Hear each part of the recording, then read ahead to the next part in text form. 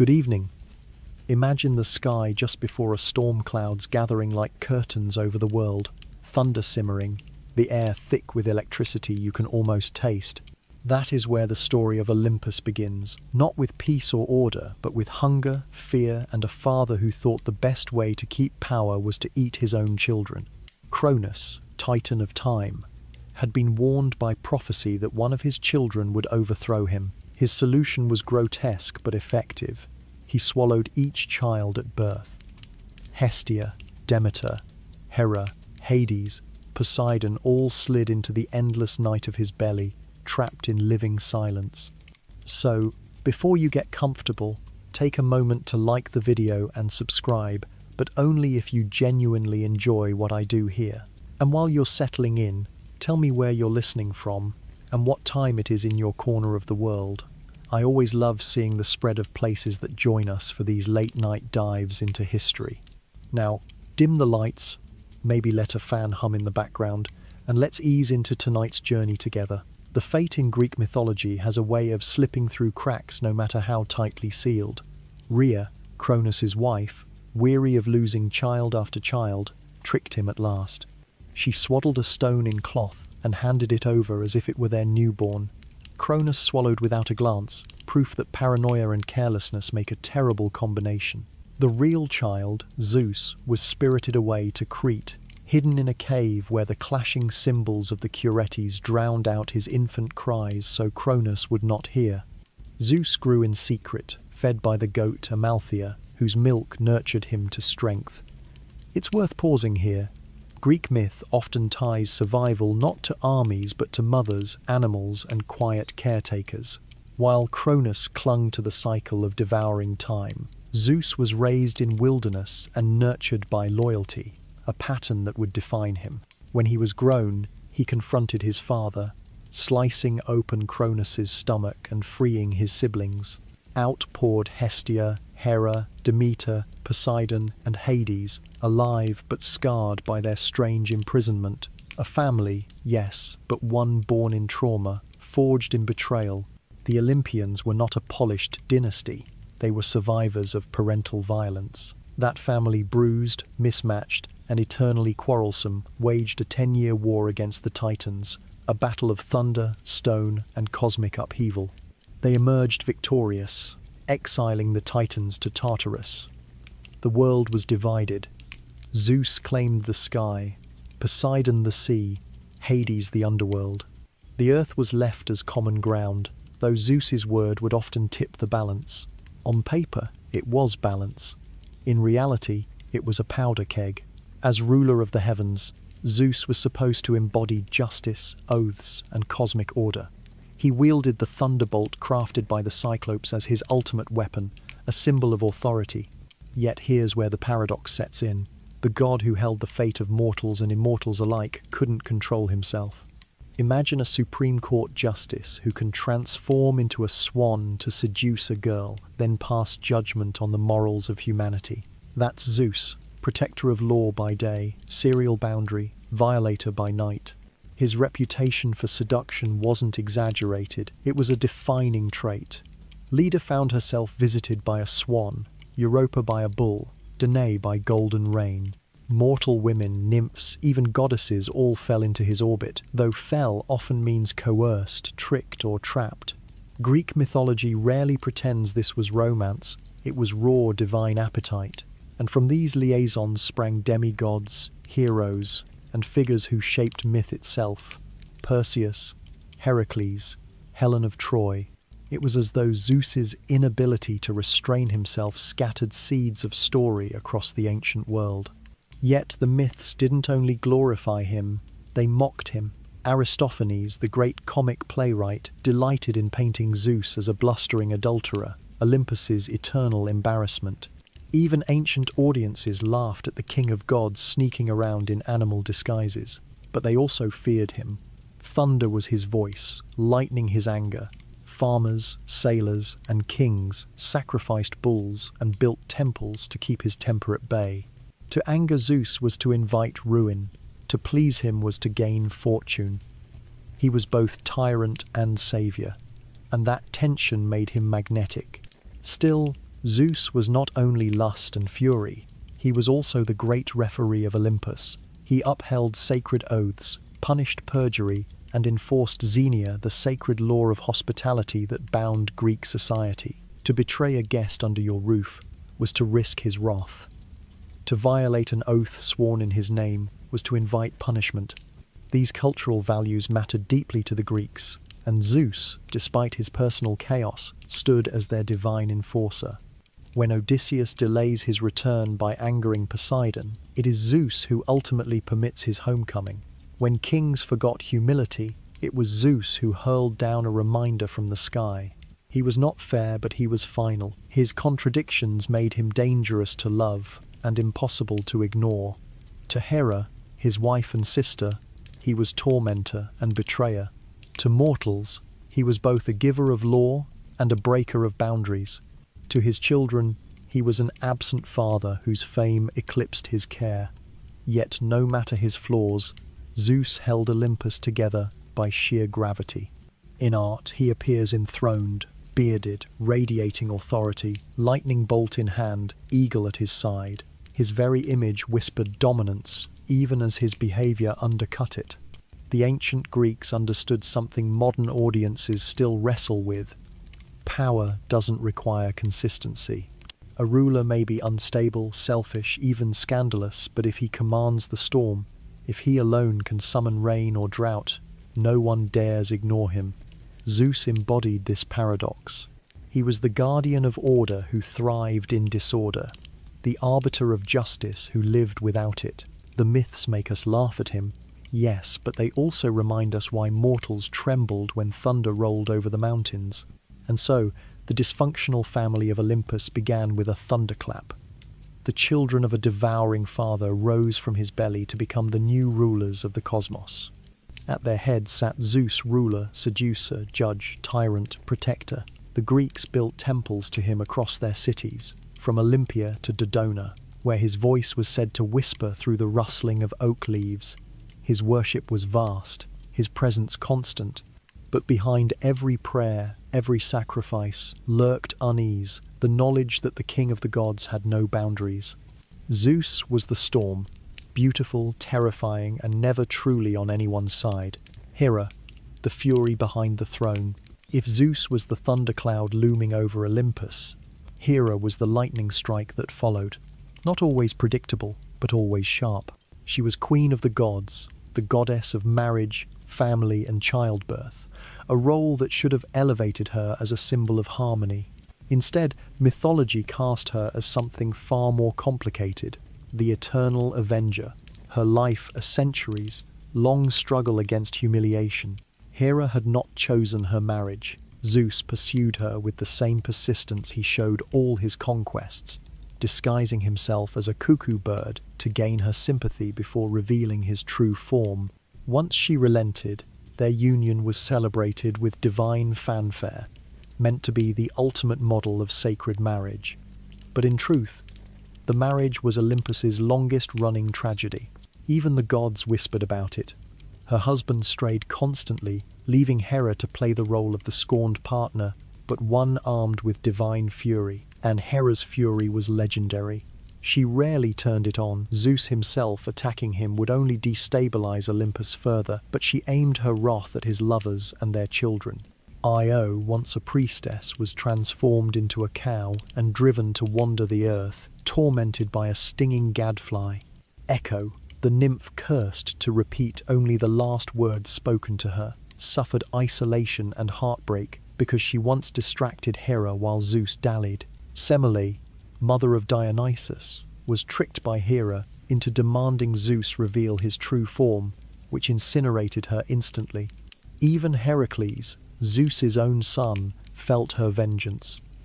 As an infant, he fought off the serpents she sent to kill him in his cradle.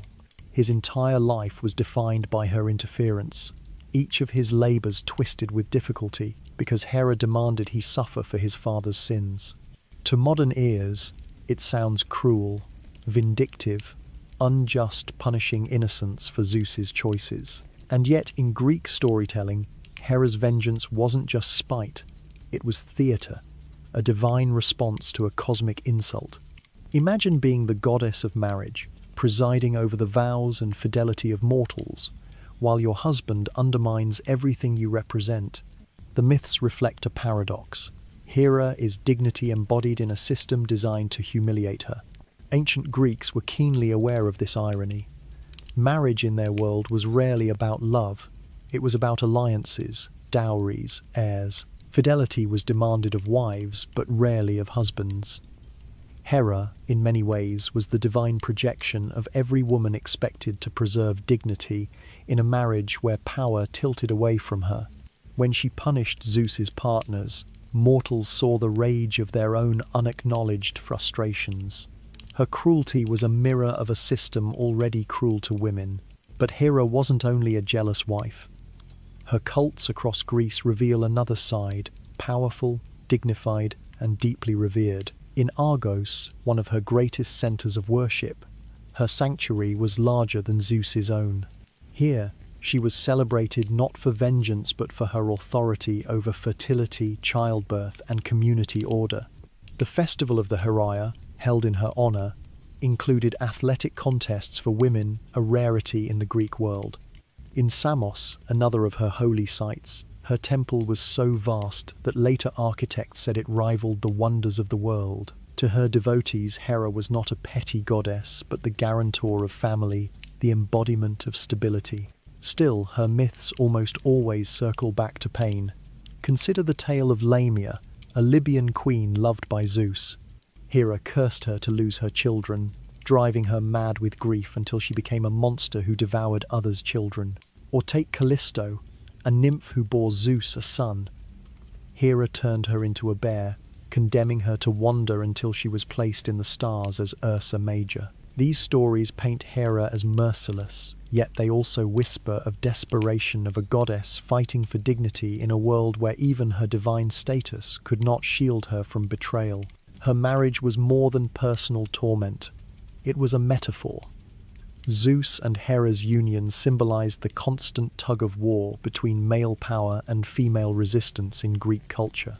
In weddings, oaths were sworn in her name, as though invoking her blessing could ensure fidelity. But in myths, her own marriage was chaos, as if to remind mortals that even the gods struggled with what they demanded of humans. She was the goddess to whom brides prayed, but also the warning carved into every ceremony. Fidelity was fragile, and pain was inevitable. Art often reflects this paradox. Vase paintings show Hera enthroned beside Zeus, regal and serene, a queen in full authority. But in plays and poetry, she seethes, plots, and punishes. Aeschylus's tragedies paint her as the jealous manipulator behind divine schemes.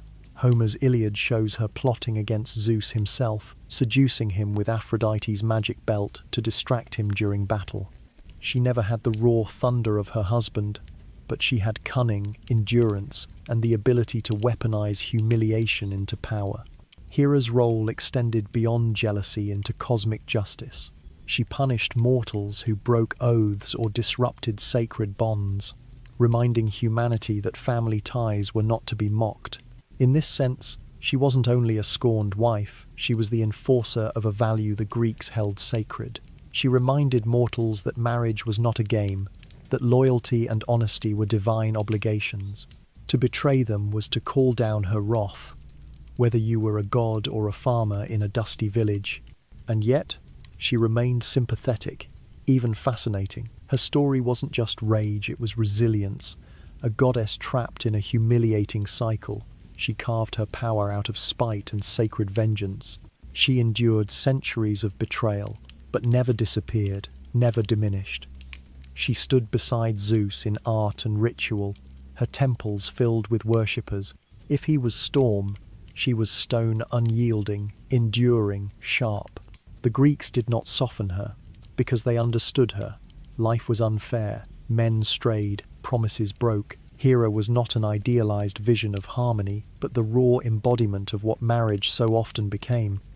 Duty laced with bitterness, loyalty tested by betrayal, power balanced on a knife's edge. To pray to her was to ask for stability, but also to acknowledge that marriage was a battlefield where dignity was hard won.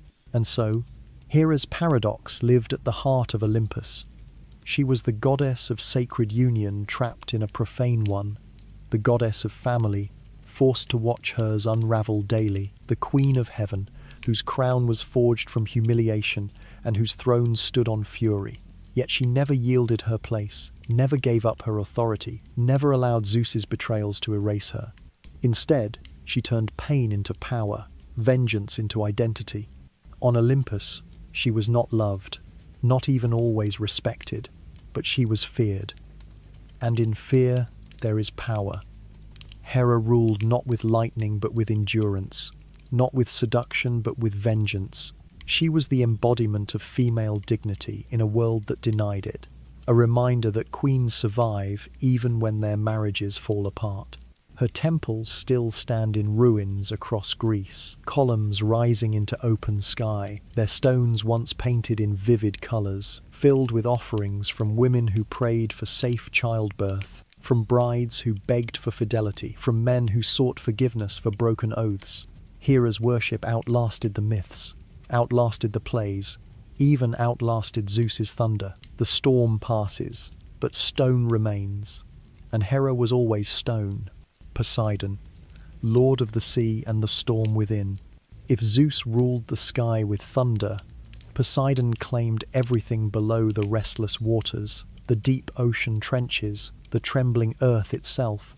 He was one of the three brothers who divided the cosmos after overthrowing Cronus. Zeus took the heavens, Hades the underworld, and Poseidon accepted the sea, a domain vast enough to drown empires. But unlike his brothers, Poseidon's kingdom was never still. His was a realm of constant motion, of tides that swelled and receded like moods, of storms that could annihilate fleets, and of calm waves that carried traders safely across the Aegean. He was revered, but always with caution. To the Greeks, Poseidon was not a god of abstract majesty. He was immediate, practical, and terrifying. For a people whose world revolved around the sea, he was inescapable. Sailors poured libations into the waves before voyages, whispering prayers for safe winds. Fishermen offered sacrifices of fish or goats, begging for abundant catches. Even city builders sought his approval before placing foundations too near a shore, for everyone knew Poseidon's trident could reduce stone walls to rubble in a single blow. That trident, more than a weapon, was a cosmic symbol, a three-pronged spear capable of summoning waves, splitting the ground, or stirring storms. Poets describe him striking the earth so violently that mountains quaked and entire cities collapsed. Earthquakes were his rage-given form, and the Greeks even called him Enosikthon, earth-shaker. When the ground trembled beneath their feet, they knew Poseidon was near. But his power was unpredictable, and so was he. Myths portray him as both generous and devastating. He could create new islands with a thrust of his trident, raising land from the sea as a gift. He fathered magnificent creatures, from winged Pegasus to sea monsters that tested the courage of heroes. He also unleashed floods, storms, and destruction when mortals failed to honor him properly. The pattern is clear. Poseidon demanded respect, and forgetting him was dangerous. One of his most famous outbursts came from a contest over Athens. Poseidon and Athena both desired the city. To win its devotion, each god offered a gift. Poseidon struck the Acropolis rock with his trident, creating a saltwater spring or, in some versions, a war horse. Athena offered an olive tree. Practicality won. The Athenians chose olives, oil, food and wood over waves and horses. Poseidon's fury was immediate. He flooded the plain of Attica in retaliation. From then on, he and Athena carried an eternal rivalry, their feud echoing in myths and cults for centuries. It's worth noting that the Greeks didn't dismiss Poseidon as merely tempestuous. They understood the sea itself was a paradox, life-giving and merciless. The olive tree could be cultivated, steady, reliable. The sea, by contrast, could not be tamed. A voyage could bring wealth and adventure or ruin. In that sense, Poseidon was the god of chance, of the risks mortals had to take to grow and expand their world. His storms destroyed, yes, But his waters also carried Greek ships to new shores, spreading their culture across the Mediterranean. To live in Greece was to live with Poseidon's moods. Like his brother Zeus, Poseidon was not known for restraint in his affections. His lovers included sea nymphs, mortals, and even the tragic Medusa. In some versions of the myth, he violated her within Athena's temple, sparking Athena's wrath not at him, but at Medusa. This injustice reveals how often Poseidon escaped blame, his actions reshaping lives while he strode away untouched. His children were equally unpredictable. Theseus, the heroic king of Athens; Triton, the merman herald; Polyphemus, the monstrous Cyclops blinded by Odysseus. His offspring could be noble or monstrous, but they always carried something of his volatility. Poseidon's mythic grudges are legendary. When Odysseus blinded Polyphemus, Poseidon cursed him to wander the seas for a decade, delaying his return to Ithaca. This was not a casual annoyance, it was divine punishment with layers of suffering, meant to grind Odysseus down with longing and despair. For the Greeks, the story reinforced a lesson: never offend Poseidon. His vengeance was not swift but relentless, stretching across years, woven into the very waves that carried sailors home. Yet there are glimpses of a gentler Poseidon. In myths, he sometimes aided mortals, guiding ships or calming storms when prayers were offered sincerely. He was associated with fertility, not just of the sea but of the land, since water brought life to crops. His horses, strange though the connection seems, were symbols of this vitality. Galloping like waves across plains, they embodied his energy. Chariots drawn by seahorses appear in art, linking the two worlds, land and water, speed and swell. Temples to Poseidon were scattered along coastlines, placed on cliffs where sea and sky met. The most famous still stands, the Temple of Poseidon at Cape Saunion, perched above the Aegean. Sailors returning from long journeys could see its columns shining in the sun, a reminder that their lives depended on his will. Offerings there included bronze figurines, helmets, even entire ships, tokens of gratitude or desperate pleas for mercy. Standing among those columns today, with the wind off the sea and the horizon endless, one can feel the fear and awe the ancients must have felt. Poseidon's role extended into politics as well. In some cities, oaths were sworn by his name, especially in matters concerning seafaring trade. Colonists who set sail to found new cities often prayed first to Poseidon, asking him to carry them to fertile land. Even military expeditions relied on him. A fleet without his blessing was an invitation to disaster. To neglect him was to risk not only storms but social collapse. And so Poseidon lived in the Greek imagination as both benefactor and destroyer. He was the uncle who might gift you an island or drown your village. He could create order, calm seas, safe journeys, but also chaos, shipwrecks, floods, trembling earth. His unpredictability was his essence. But there is one more truth about Poseidon. He represented the limits of human control. The Greeks were a seafaring people, but they never pretended they mastered the ocean. Every voyage was an act of faith, every return a reminder of his power. Poseidon was not the god of safety, he was the god of risk, the divine embodiment of everything humanity cannot tame. In the myths, when Zeus thunders, mortals tremble, but when Poseidon shakes the earth, they run. His power was closer, more physical, more immediate. He was not distant in the sky, but beneath their very feet and under every wave.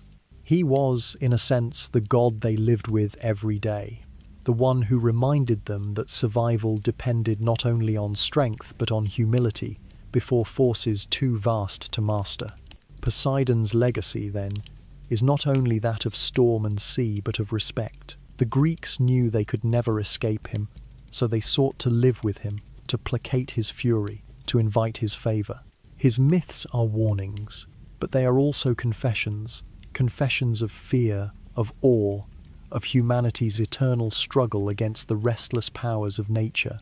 And perhaps that is why his trident still echoes in our imagination today. It was never just a spear. It was the shape of inevitability, the storm, the quake, the wave, all reminding mortals how fragile their world truly was. Hades, the quiet king of shadows. If Poseidon's realm was restless and roaring, Hades was silent and final. He did not command the sky or sea, did not wield thunderbolts or summon waves.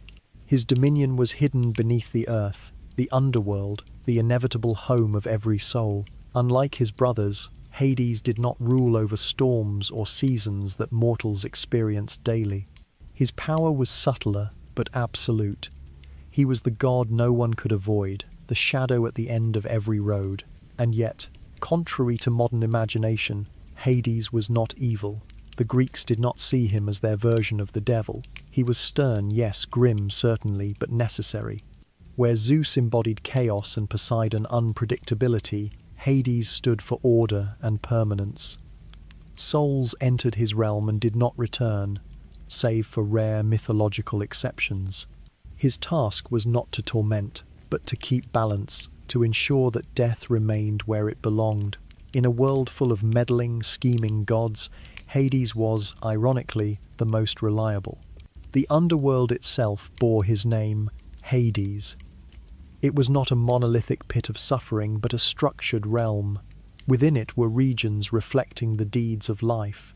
The asphodel meadows held the ordinary souls, those who had lived neither heroically nor wickedly. Tartarus was deeper, a place of torment where titans and oathbreakers suffered eternal punishments. Tantalus starving with food forever out of reach, Sisyphus rolling his boulder endlessly up the hill. And then there was Elysium, a paradise of endless spring reserved for heroes and the virtuous fields where warriors feasted and poets recited verse beneath golden light.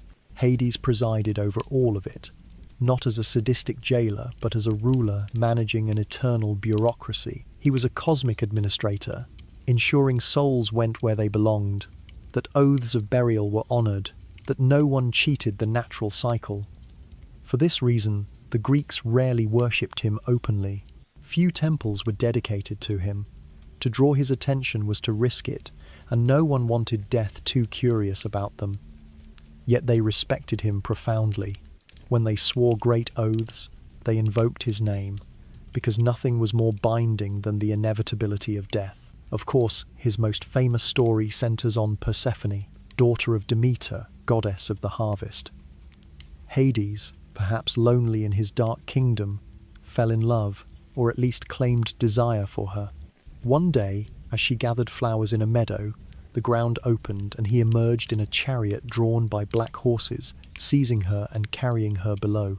To modern sensibilities, it is an abduction, a violation of her freedom. To the Greeks, it was also mythic logic. The blooming maiden must descend into death, for life and death are intertwined. Demeter's grief at her daughter's disappearance was catastrophic. She wandered the earth, refusing to let crops grow until Persephone was returned. Mortals starved, and the gods, deprived of offerings, demanded a solution. Zeus intervened, brokering a compromise. Persephone would spend part of the year with Hades and part with her mother. But because she had eaten 6 pomegranate seeds in the underworld, she was bound to return. Thus the seasons were born, spring and summer when she rose, autumn and winter when she descended again. The Greeks saw in this myth the explanation for fertility's cycle, but also a deeper truth. No joy is permanent, no grief eternal. Life returns, but death is always waiting. Persephone herself grew into a paradoxical queen, not simply a stolen girl, but a ruler who walked gracefully between life and death. With her at his side, Hades' realm became not only a prison, but a kingdom with balance. She softened him, or perhaps revealed the dignity beneath his sternness. Cerberus, his 3-headed hound, guarded the gates. Not even the dead could leave without permission. Heroes who descended Orpheus for his beloved Eurydice, Heracles for his labours, Odysseus seeking prophecy, all had to face Cerberus, a living boundary between worlds. Yet even here, Hades was not cruel. He allowed bargains. Orpheus nearly succeeded in reclaiming his wife. Heracles wrestled Cerberus, but returned him unharmed. Hades respected strength and cunning, though he never bent the rules entirely. Unlike Zeus and Poseidon, Hades did not seduce endlessly or wage petty rivalries. He rarely left his kingdom. He did not chase mortal lovers or meddle in wars. This distance made him seem cold, but also less hypocritical than his siblings. He represented inevitability, not indulgence. The Greeks recognized this. They built few temples, but sometimes offered black animals in sacrifice, their blood poured into the earth as libation. To honor Hades was to honor the cycle no one escaped. Still, mortals feared him. His very name was avoided in casual speech, replaced with euphemisms like Pluton, the wealthy one. For all riches of the earth, gold, silver, fertile soil came from below. To call him wealthy was to soften his image, to suggest that the underworld also gave gifts. Farmers relied on what the ground yielded. Miners sought precious metals in its depths. In this sense, Hades was not only lord of the dead, but patron of abundance hidden beneath the earth. Mythmakers sometimes gave him rare moments of humanity. In some versions, he is described as treating Persephone with surprising respect once she becomes his queen, sharing his throne with her as an equal. In others, he shows restraint, never straying to other lovers, unlike Zeus. For all his darkness, he is painted as strangely loyal. He may have stolen Persephone, but he kept her, honored her, and with her, ruled not with caprice but with somber constancy. His invisibility helmet, crafted by the Cyclopes, symbolized his nature. With it, he could vanish, unseen even by gods. Heroes borrowed it, such as Perseus on his quest for Medusa. That helmet reflected Hades' role, present but hidden, powerful but quiet, shaping fate without demanding worship. Artists depicted him less often than his brothers. When he does appear, he is bearded, solemn, seated beside Persephone, a staff in hand, the ruler of shadows but not of cruelty. His image was not meant to terrify but to remind. Death is not to be mocked. In plays, his presence is implied more than shown. His authority is everywhere, but his voice rarely heard. In truth, the Greeks needed Hades as much as they feared him. Without him, the cosmos lacked balance. Life cannot flourish without death, fertility without decay, joy without mourning. His kingdom was not punishment, but preservation. He kept the cycle intact, guarded boundaries no one else could. His silence, in a world of noisy gods, was its own kind of strength. So while Zeus thundered and Poseidon raged, Hades waited, patient, unmoved. He did not demand prayers daily, nor festivals in his honor. He simply kept watch at the end of every life, ensuring order where chaos might otherwise reign. He was, in many ways, the most inevitable of the gods, less dramatic, but more certain. The Greeks did not love him, but they respected him deeply. They left offerings at graves, coins for Charon the ferryman, cakes for Cerberus. They buried their dead with rites not only for the soul's sake, but to appease Hades, so that the deceased would cross peacefully into his realm.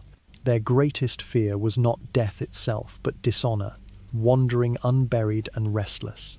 To die without rites was to offend Hades, to deny him his due. That dread says everything about his authority. He did not need to chase mortals.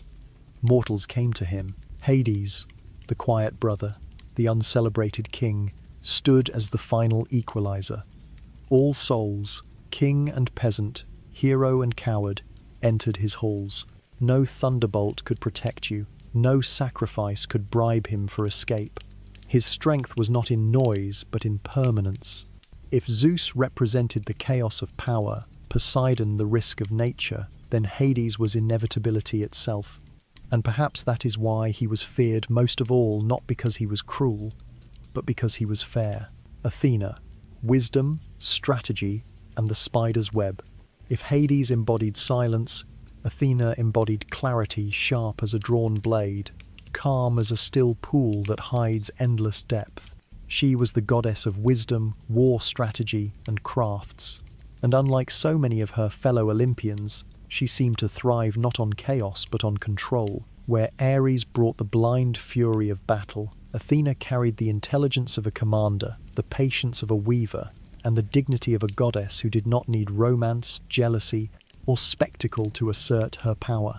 Her birth alone set her apart. Zeus, fearing prophecy, swallowed her mother Metis, the goddess of cunning intelligence, while she was pregnant. To prevent being overthrown by a child cleverer than himself, he sought to absorb the threat. But fate is never so easily outwitted. Zeus soon developed a searing headache, a pain so unbearable that he begged Hephaestus to split his skull with a hammer. From the wound, Athena sprang forth fully grown, armoured, and already radiant with power. The Greeks imagined her emerging with a war cry that echoed across heaven, though others said she simply stepped calmly into the light, her spear gleaming, her shield unshaken. Either way, she was different, born not of weakness or desire, but of thought itself. Athena's intelligence shaped everything about her. She was not war for war's sake that belonged to Ares.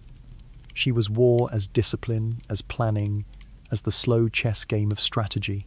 In Homer's Iliad, she advises warriors with patience, guiding Odysseus with clever tactics, restraining Achilles' fury when blood threatened to overwhelm reason. She was the goddess of the war council, not the battlefield brawl. To her, victory was not about who struck hardest, but who thought longest. Yet her wisdom stretched beyond warfare. She was patron of crafts, especially weaving. At first, weaving may seem trivial beside the clash of spears, but to the Greeks it was a discipline that mirrored the art of strategy. To weave was to plan, to thread each strand deliberately, to create order from chaos. For Athena, the loom was as much a battlefield as the plain of Troy. She was the goddess of those who shaped civilization not only with swords but with hands, craftsmen, builders, artisans. Her city, Athens, bore her name, chosen because she offered the olive tree, symbol of peace, nourishment, and prosperity, instead of Poseidon's violent saltwater spring. The Athenians chose olives over the ocean, wisdom over rage, stability over unpredictability. Their empire rose in her name. Athena was famously unentangled in romance. She did not marry, did not seduce, did not bear children. She stood outside the endless soap opera of Olympus's tangled affairs. This independence made her unique, a goddess who defined herself not by her relationships but by her intellect and actions. In myths, mortals who forgot this boundary often paid dearly. The tale of Arachne is perhaps the clearest example. Arachne, a mortal weaver, grew proud of her skill and dared to challenge Athena in a contest. Her tapestry was flawless, some say even superior, depicting the scandals and hypocrisies of the gods. Athena, enraged at her defiance, tore the work apart. Overcome with shame, Arachne tried to hang herself, but Athena transformed her into a spider, condemning her to weave forever. It was both punishment and strange mercy, a reminder that hubris before the gods had consequences, but also that talent, even punished, was immortalized. To the Greeks, it was a lesson: do not mock the divine, no matter how great your gifts. Her wisdom extended to heroes as well. Perseus, tasked with slaying Medusa, succeeded only because Athena lent him her polished shield, which allowed him to see without being petrified. Odysseus survived Troy and the trials of his long journey home because she whispered in his ear, guiding him through storms and stratagems. Even Heracles, though cursed by her stepmother Hera, found counsel in Athena at crucial moments. Unlike Zeus, who often abandoned his children, Athena intervened with calm, steady guidance. Heroes sought her not for raw strength, but for the clarity she provided when chaos raged. Her image was iconic, helmeted, spear in hand, shield upon her arm, often accompanied by an owl, the bird of watchfulness and night vision. The owl was not chosen at random. It symbolized the ability to see clearly in darkness, to perceive truths others missed. In statues, Athena stood tall, often armored, yet her face serene. She was not frantic like Ares, not sensual like Aphrodite. She was composed, embodying the strength of restraint. Athena also carried the aegis, a shield or breastplate often adorned with the head of Medusa. This was no mere ornament. To carry Medusa's gaze was to wield terror itself, to turn enemies to stone with a glance. It is an unsettling image. The goddess of wisdom wearing the symbol of a woman punished unjustly. Some later writers whispered that Athena did this not out of cruelty but to preserve Medusa's power, transforming tragedy into a weapon. Regardless of interpretation, the aegis was a reminder that wisdom does not exclude ferocity. Athena was protector, yes, but never harmless. Her influence was civic as well as personal. In Athens, she was the heart of the polis. The Parthenon, her temple on the Acropolis, stood as a beacon of art and devotion. Within it, a colossal statue by Phidias depicted her in gold and ivory, towering above mortals, embodying both the beauty of craft and the might of divinity. Festivals like the Pantheon honoured her with processions, sacrifices, and contests, weaving together civic pride and religious devotion. To worship Athena was to celebrate not only divinity but the very identity of Athens, wisdom, courage, and innovation. But Athena was not gentle in all things. She could be merciless to those who broke boundaries. Tiresias, the mortal who stumbled upon her bathing, was struck blind instantly, not out of pettiness, but to preserve her sacred dignity. Yet she balanced punishment with recompense, granting him the gift of prophecy in exchange for sight. Here, as always, Athena combined severity with fairness. In myth, she often clashed with Ares. Where he stormed into battle roaring, she calculated. Where he drenched the earth in blood, she sought to end war quickly. Homer shows her intervening in duels, mocking Ares as foolish, reckless, the embodiment of chaos. The Greeks themselves admired her far more. Warriors prayed to Ares for strength, but to Athena for victory. In the end, brains triumphed over brawn. Her wisdom, however, was not merely intellectual, it was deeply moral. Athena often acted as arbiter in disputes. In the Orestia, Aeschylus's great trilogy, she presides over the first trial by jury, introducing law as a way to end cycles of blood vengeance. This was revolutionary, the goddess of wisdom offering humanity a system of justice, replacing endless feuds with structured resolution. It reflected Athens' own ideals of democracy and civic order, projecting them onto their patron goddess. Athena's paradox is that she was both nurturing and merciless, peaceful and warlike. She defended cities, encouraged invention, guided heroes but punished arrogance, crushed defiance, and maintained boundaries with steel. She was not sentimental. She was clarity given form, a goddess who reminded mortals that reason must prevail over impulse, that civilization was built not only by strength but by restraint.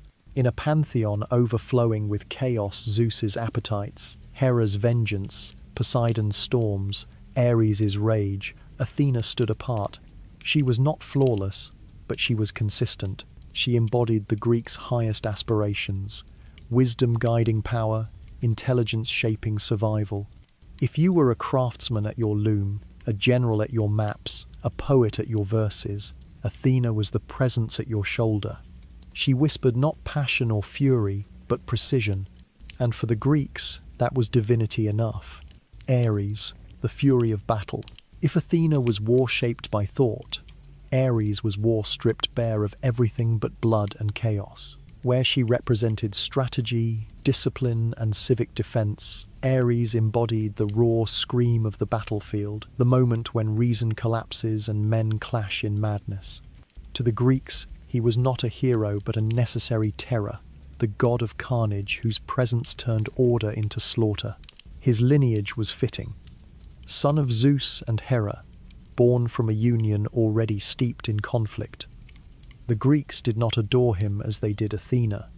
In fact, they often feared and despised him. Homer calls him hateful to Zeus, and even his father mocked him as reckless, destructive, a god who cared nothing for justice. And yet his presence was undeniable. No war erupted without him. No field of corpses lacked his shadow. He was the fire in men's eyes, the panic that spread when the first spear struck. Ares had no patience for plans or negotiations. He was impulse incarnate, rushing into battle with chariot and spear. His sons Phobos, fear, and Deimos, terror, galloping beside him, spreading dread before armies. His daughter Enyo, goddess of war's destruction, often joined him, her joy found in ruin. Wherever they rode, blood soaked the ground. To mortals, this was not inspiration but contagion. Ares infected men with frenzy, with the lust to kill even when reason screamed to flee. Unlike Athena, Ares did not stand for causes. He fought not for justice, not for cities, but for the chaos of combat itself. In myth, he sided with both Greeks and Trojans at different moments in the Iliad, not out of loyalty but because battle itself called to him. Even when wounded, struck down by Athena's cunning, or pierced by Diomedes with divine aid, he sulked, not because he cared for victory, but because his pride was hurt. His wounds revealed something telling. Despite his violence, he was vulnerable, mortal, like in his capacity to suffer. The Greeks used this to emphasize a cultural truth. Brute force without discipline falters, no matter how loud its roar. Still, Ares was terrifying. The clang of his armor, the neighing of his horses, the shrieks of his companions, all were omens of slaughter. Soldiers feared invoking him, lest his frenzy consume them. Yet in desperation they prayed to him for courage, hoping he would spare them his wrath or lend them strength. He was the god of the moment when knees buckled and hearts raced, when survival demanded fury. In that sense, Ares was not loved, but acknowledged. No one could deny the reality of panic, of rage, of war's dehumanizing pull. The Greeks themselves had an uneasy relationship with Ares. Unlike Athena, who had temples across the land, Ares was worshipped sparsely. His cult was strongest in Thrace, a region the Greeks considered wild and barbarous, filled with tribes they associated with unbridled violence. To the Athenians, who prized reason, democracy, and strategy, Ares felt foreign, a reminder of war's ugliest face. Yet even in Athens his name was etched into law. The Areopagus, the Hill of Ares, served as the city's high court, a place where murder trials were judged. Here, violence and justice met, reminding Athenians that even war's fury had to be answered by order. Ares's love life only deepened his notoriety. He was famously entangled with Aphrodite, the goddess of love, though she was married to Hephaestus. Their affair was passionate but reckless, and when Hephaestus discovered them, he crafted an invisible net that caught the lovers in the act. He summoned the other gods to witness their humiliation, and Ares endured the laughter of Olympus. For a god of war, there was nothing more wounding than ridicule. Even here, myth painted him as less respected than his peers. Yet Ares was not entirely without honor. In some traditions, he defended his daughter Alcippe from assault, killing her attacker and facing judgment before the other gods. It was for this act that the Areopagus gained its name. The myth suggested that even within carnage, Ares retained a trace of loyalty, a flicker of justice. Still, such moments were rare. More often, he was the brawler no one wanted at the feast, the guest who turned arguments into duels and duels into bloodbaths. In Roman tradition, Ares was reborn as Mars, and here the story shifts. The Romans, unlike the Greeks, revered him as a father of their people, the sire of Romulus and Remus. They elevated him into a god of disciplined military power, civic order, and conquest. The Romans needed a god who glorified war, not mocked it, and so Ares was rehabilitated. But the Greeks, who knew the fragility of their city-states and the devastation of endless wars, kept him as a figure of fear and distaste. To them, Athena was the defender of civilization. Ares was the fire that could consume it. In art, Ares was often depicted as youthful, strong, armored, his face handsome but hard. Yet unlike Athena, he lacked serenity. His features glowed with intensity, his body coiled for violence. To look at Ares was to see the soldier who charges without command, the warrior who lives for the clash. not the cause. The Greeks also associated him with wild animals, boars, dogs, vultures, symbols of brutality and scavenging. These were not noble creatures, but reminders of war's ugliness. The scavenger feeding on the fallen, the beast charging blindly into spears. Ares was not idealized. He was the embodiment of war as corruption, as bloodlust, as frenzy that devours both sides. And yet, for all their disdain, the Greeks admitted a truth. Sometimes survival requires Ares. Strategy, discipline, wisdom all collapse in the face of sheer terror. In that moment, when men must scream louder than their fear, Ares's fury becomes necessary. Warriors offered him sacrifices before battle, not because they admired him, but because they needed him. He was the shadow no one wished to embrace, yet the shadow that fell across every battlefield. In myth, his defeats reinforced his role. Athena bested him repeatedly, not with strength, but with cunning. The lesson was clear. Intelligence rules war, not brute force. But Ares returned each time, battered yet unbroken, because violence cannot be eradicated. It waits, it seethes, it rises again with each conflict. The Greeks may have scorned him, but they never denied him. Ares was the unwanted truth they carried into every campaign. War is not noble, it is slaughter. So Ares thundered across the fields of myth, a god both hated and necessary. He was the sound of panic in the dark, the clash of swords without reason, the scream before the end. The Greeks prayed he would pass them by, but they knew he never truly did. Aphrodite, desire and disaster. If Ares was chaos on the battlefield, Aphrodite was chaos in the heart. She was the goddess of love, beauty, and desire, yet her influence was rarely tender. To the Greeks, love was not only sweetness, it was madness, the kind of passion that topples kings and burns cities. And no one embodied that more than Aphrodite, who could enchant gods and mortals alike, unraveling reason with a single glance. Her origins are themselves divided, as if even the poets could not agree on how to explain her power.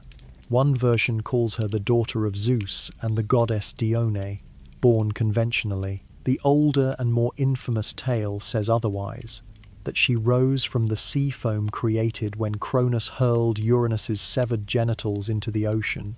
From violence came beauty, from dismemberment came desire.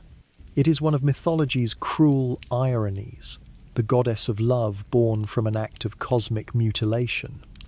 And yet, the Greeks did not find the contradiction troubling. They understood love's dual nature, gentle, yes, but also destructive, often forged in pain. When Aphrodite appeared, the world itself changed. Flowers bloomed where her feet touched. Birds circled in joyful flocks. Seas calmed, breezes sweetened. Her beauty was not just physical but cosmic, an ordering force that bent the universe toward attraction. Mortals who saw her became obsessed, their will eroded. Gods who encountered her found their pride diminished. Desire, the Greeks believed, was stronger than reason, and Aphrodite was its divine embodiment. Yet for all her power, she was not spared indignity. Zeus, wary of her influence, married her to Hephaestus, the lame and hard-working god of fire and craftsmanship. It was not a marriage of passion, but of containment, binding beauty to toil, desire to restraint. But Aphrodite was never restrained. She despised the match, and her heart, or rather, her appetite, belonged elsewhere. Most famously, she pursued Ares. Their affair was legendary, both for its passion and its humiliation. When Hephaestus discovered them, he ensnared the lovers in an invisible net, capturing them mid-embrace and summoning the other gods to witness their shame. The scene became a divine comedy, with Olympus laughing at the trapped pair. Yet for all the ridicule, Aphrodite's reputation never diminished. She remained irresistible. Desire, after all, does not vanish when mocked. It persists, burns and spreads, often more dangerous when denied. Aphrodite's powers were not confined to Olympus. Among mortals, her touch was transformative and devastating. She carried a magical girdle, the cestus, which made anyone who wore it utterly desirable. Even Hera once borrowed it to beguile Zeus. To invoke Aphrodite was to call upon irresistible charm, a weapon subtler than any spear but no less potent. Lovers prayed to her before confessions, brides before weddings, even generals before negotiations. For desire was not only for romance, it was persuasion, diplomacy, manipulation. She was patron not just of passion but of power wielded through allure. Yet her myths rarely show happy endings. Consider Phaedra, struck by desire for her stepson through Aphrodite's influence, leading to tragedy and death, or Hippolytus, who refused to honor Aphrodite and instead worshipped Artemis. In revenge, Aphrodite cursed him with ruin. Or the most famous tale of all, the Judgment of Paris, when Eris, goddess of strife, threw a golden apple marked to the fairest among the goddesses. Hera, Athena, and Aphrodite each claimed it. To settle the dispute, Paris, prince of Troy, was chosen as judge. Each goddess offered a bribe. Hera promised kingship, Athena promised wisdom and victory, and Aphrodite promised the most beautiful woman in the world. Paris chose beauty, chose Aphrodite, and so received Helen of Sparta. But Helen was already married. Her abduction or seduction sparked the Trojan War, a conflict that consumed generations. All for desire, all for beauty, all for Aphrodite's gift. This was the darker side of her divinity. Love was not gentle but destabilizing.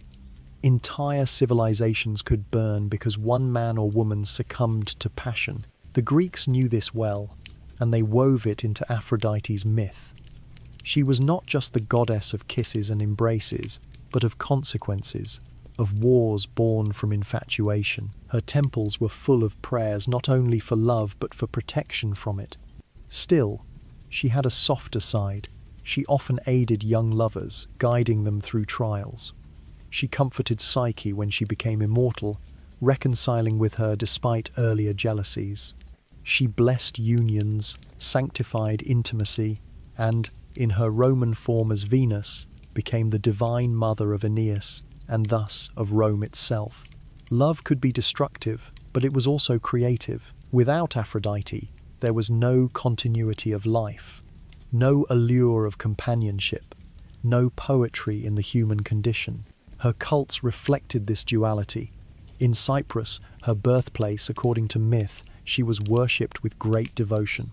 Festivals celebrated her with processions, offerings, and even sacred prostitution in some traditions, where sexuality itself was seen as divine. In Corinth, her temple housed priestesses who embodied her presence, serving both spiritual and physical roles. To worship Aphrodite was to accept that desire was not shameful but sacred, though dangerous. The Greeks did not sanitize love. They placed it on an altar, acknowledging its power to elevate and destroy. Aphrodite's symbols reveal her character: doves, sparrows, swans, creatures of grace, but also of mating frenzy. The myrtle tree, fragrant and evergreen, sacred to her. The seashell, recalling her birth, delicate yet sheltering. Artists depicted her nude more often than any other goddess, not as objectification alone, but as a statement. Beauty itself was divine. Statues like Praxiteles' Aphrodite of Cnidos stunned viewers, not merely with physical form, but with the sense that the goddess's presence radiated through every curve. She was not simply seen, she was felt. Philosophers, too, wrestled with her meaning. Plato distinguished between two Aphrodites: Aphrodite Pandemos, goddess of common love, tied to physical desire, and Aphrodite Urania, goddess of higher love, the soul's yearning for truth and beauty. This duality captured her essence. She was at once sensual and transcendent, pulling mortals toward passion but also toward ideals. Her paradox made her both beloved and feared. She could bless marriages or tear them apart, bring joy or devastation. Where Hera represented marriage as duty and dignity, Aphrodite represented the dangerous allure of passion that ignored rules. In many ways, they were opposites. Hera demanded fidelity, Aphrodite tempted betrayal. Yet together they reflected the full spectrum of human love, order and chaos, law and longing. In myths, Aphrodite often reveals how fragile mortals are before emotion. Heroes who could face monsters fell helpless before her charms. Kings who ruled cities toppled at the sight of a beautiful face. She reminded the Greeks of something they could not control, the human heart, and in that reminder lay her divinity. Ares had his fire-breathing horses, Athena her owl, Zeus his lightning. Aphrodite needed none of these. She needed only a smile, a glance, the brush of her presence. Wars began, lives ended, temples rose, all for the desire she embodied. She was proof that the most powerful force in the cosmos was not thunder or storm, but longing. And perhaps that was why the Greeks never diminished her, no matter how dangerous her myths. They knew that love was irresistible, that beauty was both blessing and curse. Aphrodite was not a goddess of stability, but of disruption, the flame that melts reason, the tide that sweeps away foundations. She was, in every sense, both desire and disaster. Hephaestus, the forge of the gods. While Aphrodite stirred chaos with desire, Hephaestus built order with fire and iron. He was the god of metalwork, craftsmanship, and invention, the only Olympian who labored like a mortal. Where others reveled in power or passion, he hammered, melted, and forged, shaping the weapons and palaces of the divine.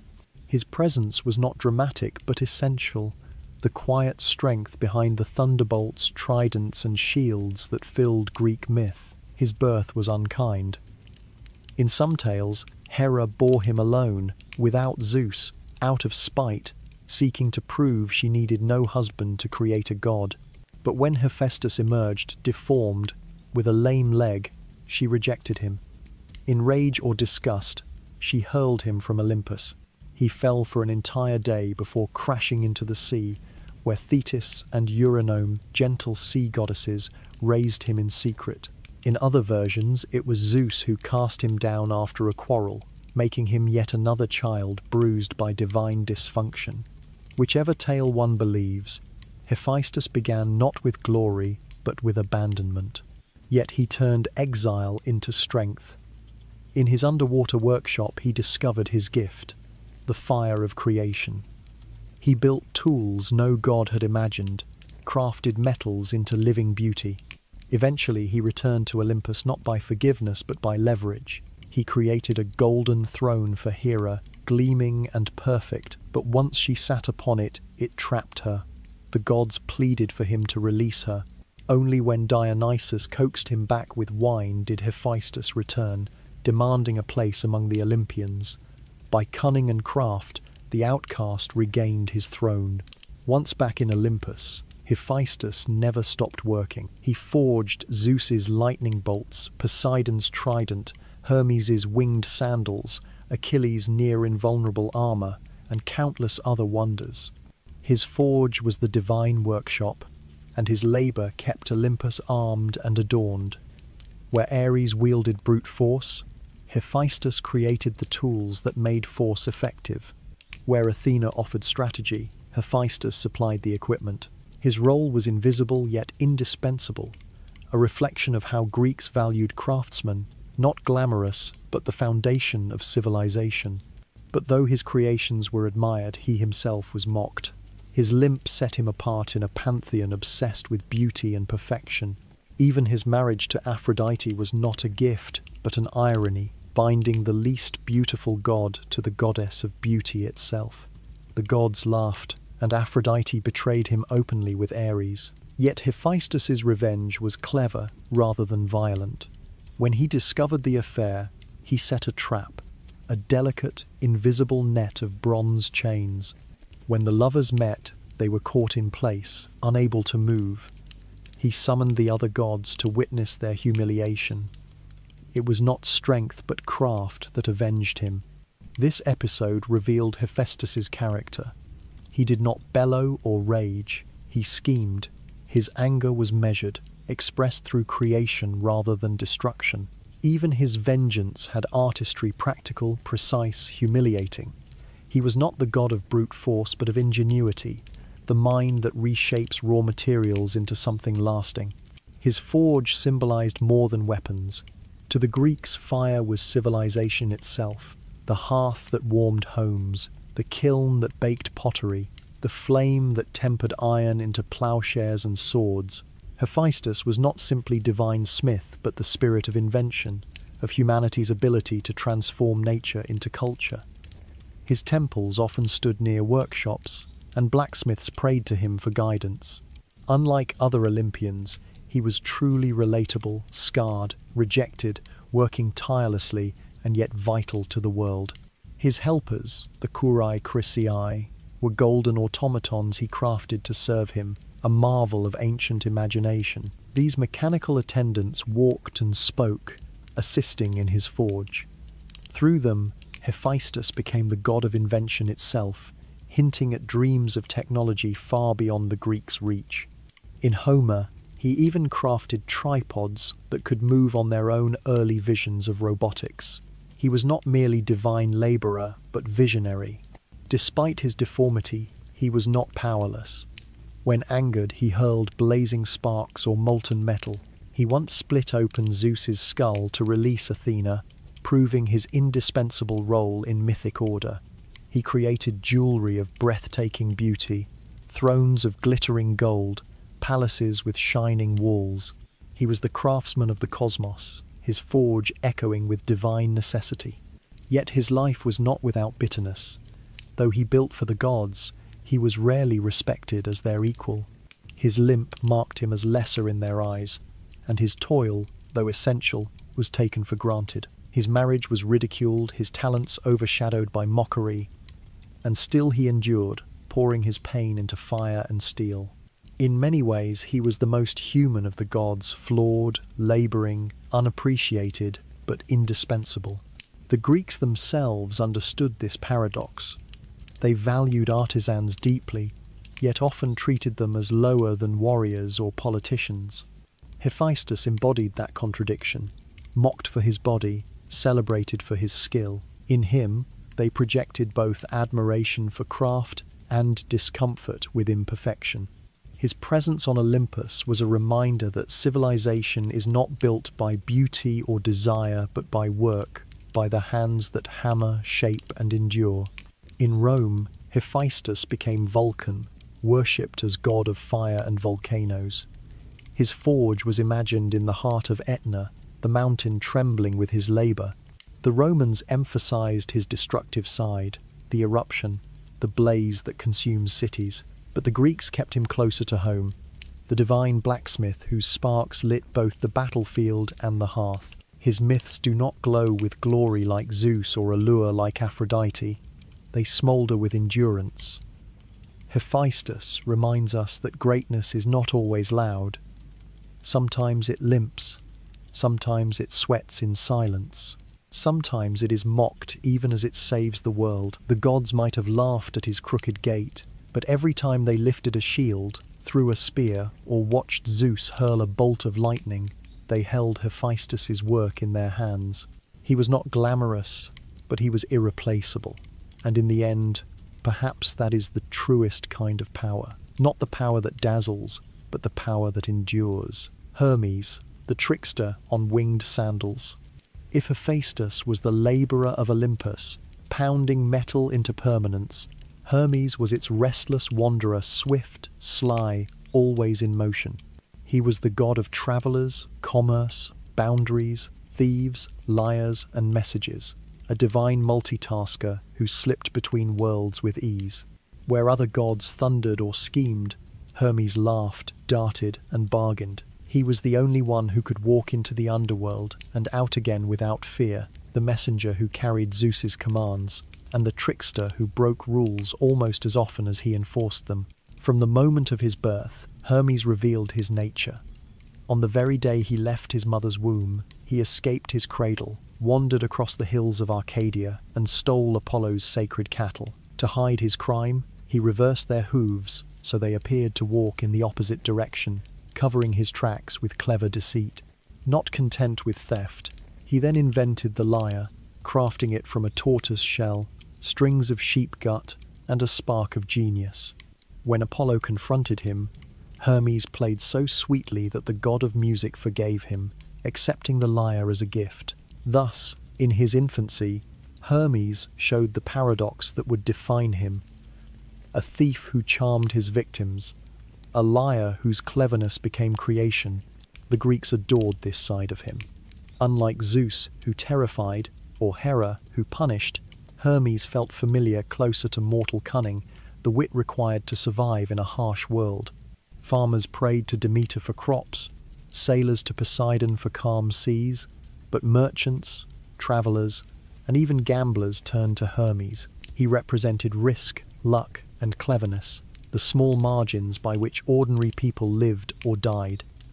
He was patron of markets, crossroads, and doorways, those liminal spaces where boundaries blur. As messenger of the gods, he carried Zeus's words to mortals and immortals alike, his winged sandals and cap making him faster than wind. But he was more than a divine courier. He was a guide, a psychopomp, leading souls down into Hades' realm. Mortals feared the underworld, but Hermes' presence softened the passage. He escorted the dead with surprising gentleness, proof that beneath his mischief lived a god of necessary compassion. He also served as helper of heroes, always with a grin and a trick up his sleeve. When Perseus was tasked with slaying Medusa, Hermes gave him a curved blade and guided him to the Graeae, the sisters who shared one eye. When Odysseus faced Circe, it was Hermes who supplied him with the herb moly to resist her enchantments. Unlike Athena, who advised with patience, or Hera, who manipulated with wrath, Hermes intervened with speed and subtlety. He was the god who appeared just when needed most, slipping into the story like a shadow and vanishing again just as quickly. Yet his nature was not always noble. Hermes was patron of thieves as much as of traders, and in Greek thought, the line between the two was thin. The market stall and the pickpocket's hand both relied on persuasion, speed, and audacity. Greeks acknowledged this ambiguity without shame. To them, Hermes was not immoral but amoral, a god of cleverness itself, whether used for trade or trickery. Even in law courts, his name was invoked when persuasion and rhetoric held sway. Words, after all, can be as slippery as footsteps in sand, and Hermes ruled over both. Hermes' staff, the caduceus, symbolized his nature, a rod entwined with two serpents, crowned with wings. It marked him as mediator, bringing balance between opposing forces, life and death, gods and mortals, commerce and theft. In later centuries, the caduceus was confused with the rod of Asclepius, symbol of medicine, leading to the modern association of Hermes with healing. But in Greek thought, the staff was about negotiation, boundaries, and exchange. Hermes could soothe conflicts as easily as he started them, bringing order through clever compromise. His cult was widespread. Unlike Hades, whose temples were rare, Hermes appeared everywhere. Simple stone pillars carved with his head and phallus, called herms, stood along roadsides, in marketplaces, and at city gates. They served as boundary markers and protective symbols, reminding travelers that Hermes watched over their journey. Athenians placed them throughout their city, and when one night many were vandalized, it was seen not as mischief, but as political sacrilege, shaking trust in the very fabric of civic life. Hermes was not merely myth, he was woven into daily existence, a reminder that all movement, all exchange, bore divine witness. His personality, however, was not solemn but playful. In Homeric hymns, he teases Apollo, bargains with Zeus, charms mortals with jokes. He is never still, never dour. Even his worship had this lightness. Sacrifices to Hermes were modest honey, cakes, small animals' offerings reflecting speed and simplicity rather than grandeur. For a god of travellers, lavish temples mattered less than the small shrines at crossroads where a weary soul might pause, whisper a prayer, and move on. And yet, beneath the laughter, Hermes was serious. He crossed boundaries others could not. He alone could step into the underworld without Hades' wrath. He alone could converse with both gods and mortals, moving between divine law and human need. This made him indispensable, the diplomat no one trusted completely but everyone required. Zeus himself relied on him constantly, sending him on errands of delicate persuasion or covert manipulation. If Athena was the strategist of Olympus, Hermes was its fixer, ensuring schemes unfolded smoothly. The Romans, who called him Mercury, embraced this aspect even more. To them, he was patron of trade and profit, the god of wealth circulation. Statues of Mercury often stood in forums and marketplaces, blending commerce with divinity. His name gave rise to the word mercantile, reflecting his eternal connection to exchange. But the Greeks saw him with more ambiguity.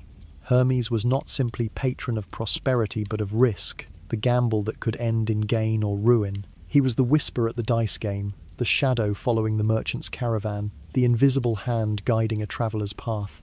He was the god of uncertainty itself, and to a people who lived with precarious harvests, volatile seas, and fragile city-states, this uncertainty was not abstract, it was life. Hermes's myths remind us of humanity's uneasy relationship with cleverness. Cunning can save, but it can also deceive. It can build civilizations through trade, or corrupt them through lies. The Greeks knew this, and so they gave cunning a god not to moralize it, but to honor its power.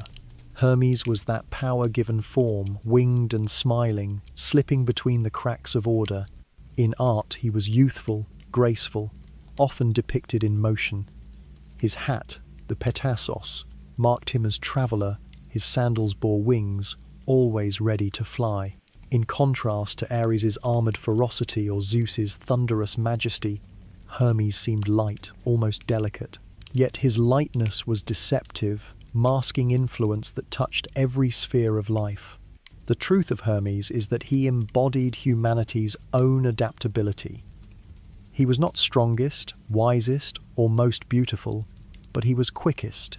He adjusted, improvised, survived. And in a world where storms destroyed fleets, wars crushed cities, and plague erased families, survival through cleverness mattered as much as strength. Hermes was the patron of that resilience, the ability to slip past disaster, to laugh in the face of ruin, to keep moving when others fell.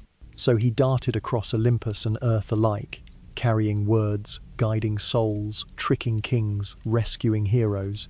He was never fully trusted, never entirely loved, but always necessary.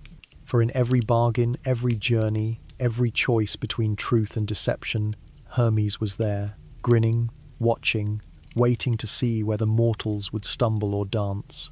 Demeter, hunger, harvest, and a mother's grief. If Hermes embodied motion, quick as thought, Demeter embodied stillness, the cycle of the earth, the slow rhythm of planting and harvest.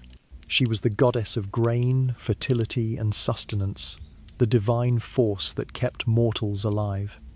In a pantheon filled with thunder and passion, she was quieter, more patient, but no less powerful.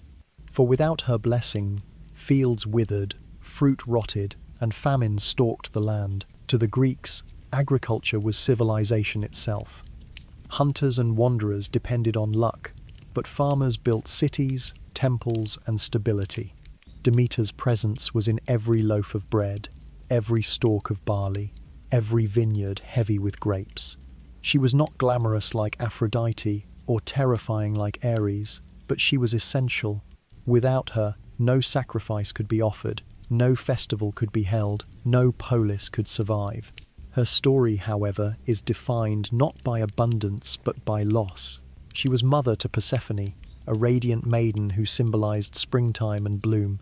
One day, as Persephone gathered flowers in a meadow, the earth split open, and Hades rose from the underworld, seizing her in his chariot.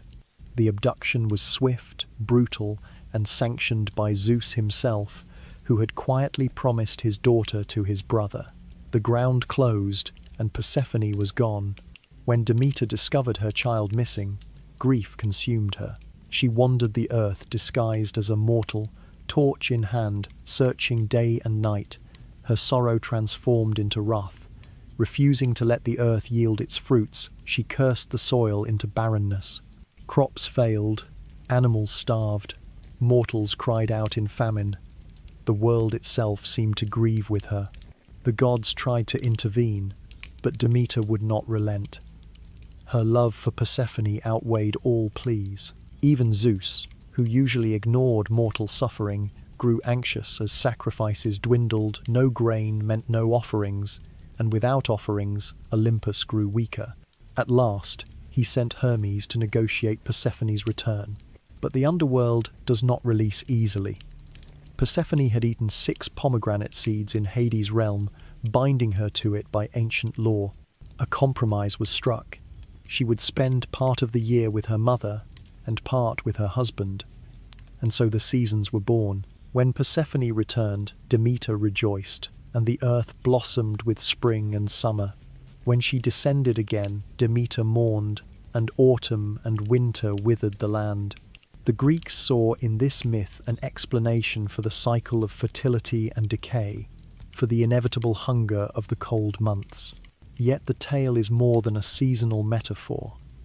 It is a story of grief, endurance, and maternal rage. Demeter was not a goddess of passive acceptance. She forced Olympus itself to yield to her will. Even Zeus, who ruled heaven with lightning, bent before the hunger she commanded. Her famine was a weapon sharper than any spear, a reminder that even kings are powerless when bread runs out. Demeter's cult reflected this gravity. She was worshipped not with frivolous festivals but with solemn rites. The most famous was the Eleusinian Mysteries, held in Eleusis near Athens. For centuries, initiates, ordinary men and women alike, participated in secret ceremonies honoring Demeter and Persephone. The exact rituals remain unknown, guarded with silence, but their promise was clear. Through Demeter's mysteries, one could glimpse hope for life after death, a blessing beyond hunger and grief. In a world shadowed by mortality, Demeter offered not just bread, but meaning. Her temples were often simple, built near fertile fields rather than towering mountains. Farmers left first fruits as offerings, trusting her to bless the harvest. Women, especially, revered her, for she presided not only over crops, but over childbirth, nurture, and the sacred bond of mother and child. Where Hera was marriage and Aphrodite passion, Demeter was sustenance, the steady presence of care. But she was also dangerous. When angered, her vengeance was not fiery but cold, the slow cruelty of starvation. In one myth, when the people of a town disrespected her, she buried their fields in blight. In another, when a king mocked her, she cursed him into madness. Mortals feared her quiet wrath, for it struck not with noise but with silence, the silence of empty granaries, the silence of barren fields. The story of Demeter and Persephone carried deep cultural resonance. It reflected not only agricultural cycles but the human experience of loss and return. Every family knew the ache of separation, the hope of reunion. Every farmer knew the dread of barren months, the joy of the first sprout. Demeter's myth transformed these realities into divine drama, making hunger and harvest part of cosmic law. Artists portrayed her with sheaves of wheat, a torch, or a cornucopia overflowing with abundance. Yet her face was rarely ecstatic. More often, it was solemn, dignified, touched by sorrow. She was beauty tinged with grief, for her motherhood was never free of loss. Philosophers, too, reflected on her. To them, Demeter's mysteries symbolized the cycle of life and death, the descent into darkness and the return to light. Plato wrote of the soul's journey as akin to Persephone's, bound to the underworld but destined for renewal. The Eleusinian Mysteries carried this hope into ritual, offering initiates not knowledge but experience and encounter with the divine rhythm of loss and return. And so Demeter endured, not as a goddess of glamour but as one of necessity. Mortals prayed to Zeus for storms, to Poseidon for safe seas, but to Demeter for survival itself. Every grain of barley ground into flour, every loaf baked on a hearth, was her presence. Her grief had shaped the seasons, her love had preserved life. She was not a goddess of war, but she could bring nations to their knees. She was not a goddess of passion, but she shaped every family, every field. In her silence lay power, in her sorrow lay resilience. Demeter was not merely the goddess of harvest. She was hunger itself, its cruelty when denied, its abundance when granted, its eternal cycle of loss and renewal. Dionysus, ecstasy and madness. If Demeter was the slow rhythm of planting and harvest, Dionysus was the wild eruption after the god of wine, revelry, theatre, and ecstasy. Where Demeter embodied stillness, he embodied motion not of Hermes' swift cunning, but of intoxication, stumbling, swaying, laughing, crying, shouting, collapsing into song. He was contradiction itself, joy and terror, blessing and curse. And for the Greeks, he represented something terrifyingly irresistible, the loss of control. His birth was as dramatic as his worship. Zeus loved a mortal woman named Semele, daughter of the king of Thebes, but Hera, as always, watched, and her jealousy sparked cruelty. She disguised herself and whispered to Semele that Zeus might not be divine at all. When Semele, desperate for proof, asked Zeus to reveal himself in his true form, he consented, bound by oath. His godly radiance incinerated her instantly, but in her womb lay Dionysus, unborn. Zeus, frantic, saved the child by sewing him into his thigh until the time came. Thus Dionysus was born twice, once from a mortal mother, once from the immortal father's flesh. He was the twice-born god, already different, already liminal. Raised by nymphs, wandering mountains and forests, Dionysus grew into a figure of both joy and dread. He carried a thyrsus, a staff wrapped in ivy, tipped with a pine cone, not a weapon of war, but a symbol of wild fertility, of Earth's untamed power. He was followed by satyrs, half men, half beasts, and by maenads, frenzied women who left their homes to dance, drink, and lose themselves in ecstatic frenzy. Where Dionysus went, boundaries broke. Respectable matrons became wild dancers. Servants became queens of the night. Wine flowed. Masks hid identities. Drums thundered through the forests. His worship was liberation and chaos entwined. Wine, for the Greeks, was more than drink. It was transformation. A sip loosened the tongue. A cup warmed the heart. A jug obliterated barriers. In wine, truth came out, sometimes love, sometimes rage. Dionysus embodied this dual edge. Wine as joy, wine as madness. To embrace him was to surrender to both possibilities. His festivals reflected this tension. The Dionysia in Athens was not just a drinking party, but the birthplace of theatre itself. In his honour, tragedies and comedies were performed, masks donned, and collective catharsis sought. The Greeks believed that through theatre, as through wine, one could step outside oneself, become other, face truth through illusion. Dionysus was the patron of art that unsettles, transforms, intoxicates. But he was not gentle. Those who rejected him suffered. King Pentheus of Thebes sneered at the new god, banning his rites. Dionysus, disguised, lured him into spying on the maenads. Inflamed by frenzy, they mistook Pentheus for a beast and tore him limb from limb, his own mother among them. The lesson was brutal. Deny Dionysus, deny ecstasy, and madness will consume you anyway. He was not a god one could ignore. He demanded acknowledgement because he represented forces within the human soul that could not be suppressed forever. Dionysus's myths often place him among outsiders. Women, slaves, foreigners. He welcomed them into his worship, granting release from rigid hierarchies. In his cult, the mighty and the humble danced together, equal in frenzy. This terrified city leaders. For all its joy, Dionysian ritual threatened order. It dissolved distinctions of class, gender, and propriety. Yet that dissolution was also relief. In a world of relentless duty and hardship, Dionysus offered escape. His punishments for defiance were theatrical, almost ironic. A king who resisted him might be driven mad, imagining himself a vine or beast. Another was transformed into a dolphin after mocking the god disguised as a mortal. His wrath was never simple destruction, it was humiliation, the stripping away of dignity.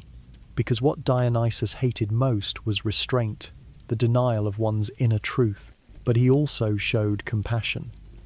In one tale, he discovered Ariadne abandoned by Theseus on the island of Naxos. He took her as his bride, crowning her with stars, elevating her from forsaken mortal to immortal queen. To the Greeks, this story revealed Dionysus as savior of the lost, patron of those discarded. He gave joy where there was despair, delight where there was abandonment. Culturally, Dionysus was both beloved and feared. Villages held rural Dionysia in winter, when vines slept, reminding themselves that joy would return. In spring, great festivals shook cities with processions, plays, and revelry. His followers often wore masks, symbolizing the shedding of identity. To participate in Dionysian worship was to step outside yourself, to dissolve into the collective, to feel both release and terror in losing control. Philosophers wrestled with him too.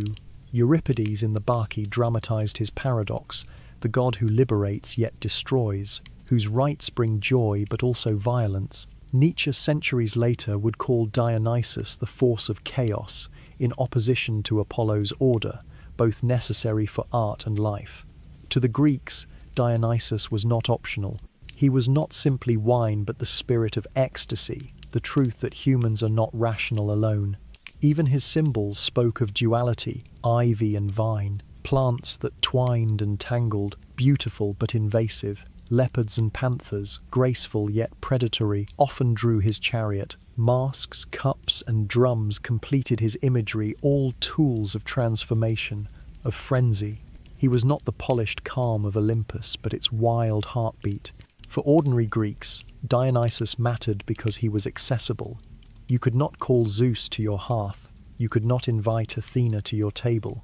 But Dionysus came in the wine you poured, the play you watched, the laughter that overcame you at a feast. He was both near and overwhelming, intimate and dangerous, yet to deny him was to deny humanity itself. For the Greeks knew that beneath law, duty, and reason lay chaos, desire, rage, grief, ecstasy. Dionysus gave that chaos a name, a ritual, a god.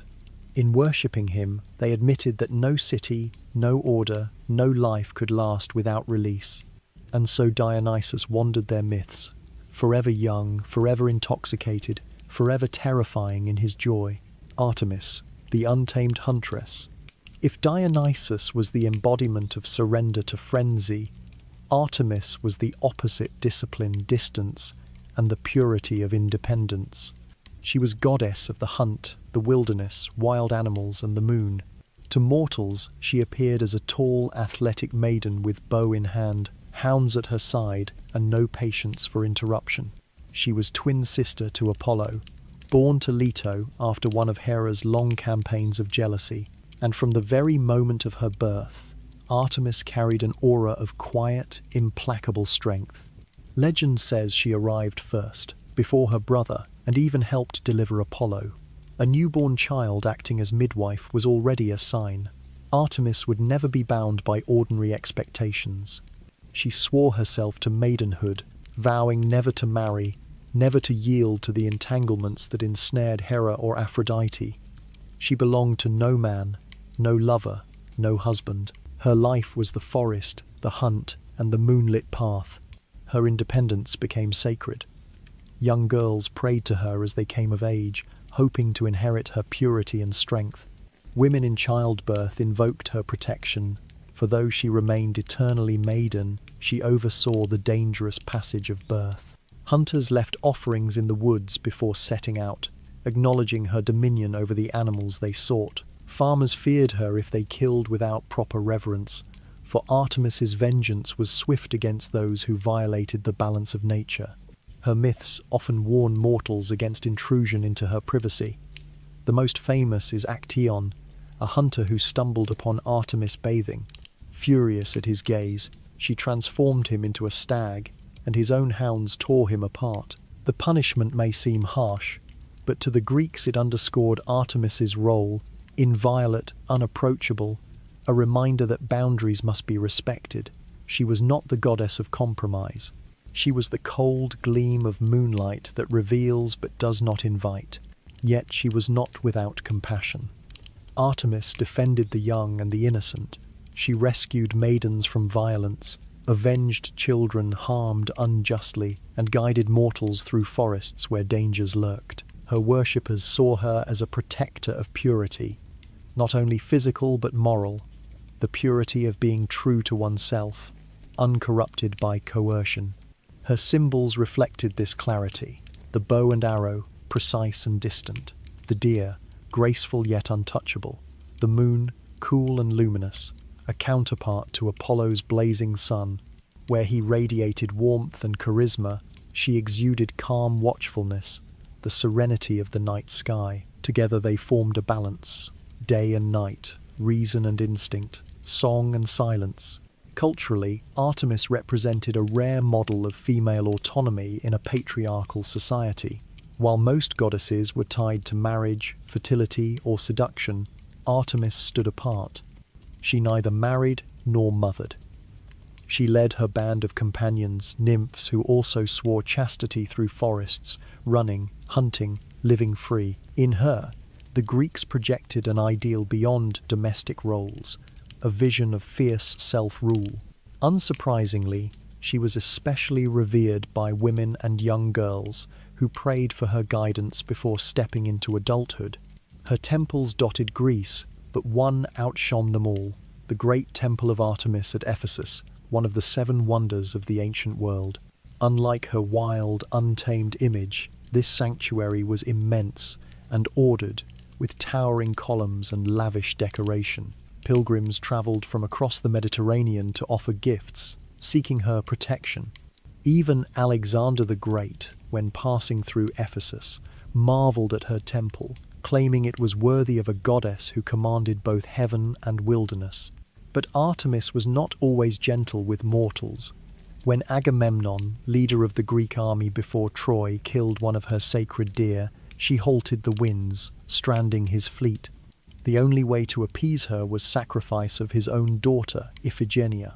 Some versions say Artemis spared the girl at the last moment, substituting a deer. Others say the sacrifice was completed. Either way, the story revealed her uncompromising nature. Honor her, or pay the price. She was not a goddess to be invoked lightly. Her dual role, protector of life and bringer of death, made her worship complex. She safeguarded women in childbirth, yet also shot her arrows to bring sudden death to women. Apollo did the same with men. This balance of nurture and destruction marked her as a force of nature itself, unpredictable, impartial, serene but deadly. Like the moon, she was distant yet constant, her light both comfort and warning. Philosophically, Artemis symbolized the allure of untamed life. To the Greeks, who built walls, laws, and cities, she was the reminder that beyond their stone boundaries lay wilderness, both dangerous and sacred. She embodied the instinct that resists civilization's weight, the freedom of the forest, the silence of the hunt. To worship Artemis was to admit that humans are not only builders but also creatures of the wild. In art, she was portrayed as youthful, athletic, her garments short to allow freedom of movement. She carried a bow or spear, quiver on her back, hair tied away from her face. Unlike Aphrodite's soft curves or Hera's regal robes, Artemis was lean, active, always ready to move. Artists captured her with stags or hunting dogs, her face serene but watchful, as if listening for footsteps in the brush. Her Roman form, Diana, preserved this wild independence. Later cultures adopted her as goddess of the moon, protector of virgins, and hunter of beasts. She became a symbol of chastity, but also of resilience, her arrows aimed at any who tried to cross her will. The Greeks did not always love her severity, but they respected it. In a pantheon of gods who often blurred boundaries, Zeus violating, Hera punishing, Aphrodite seducing, Artemis stood apart as guardian of inviolate boundaries. Her purity was not fragility but power, the strength to remain untouched, the freedom to roam unclaimed. She was the cold light on a forest path, the snap of a bowstring in silence, the fleeting shadow of a deer. She was Artemis, the untamed huntress, the goddess who answered to no one. Apollo, the golden archer of Olympus.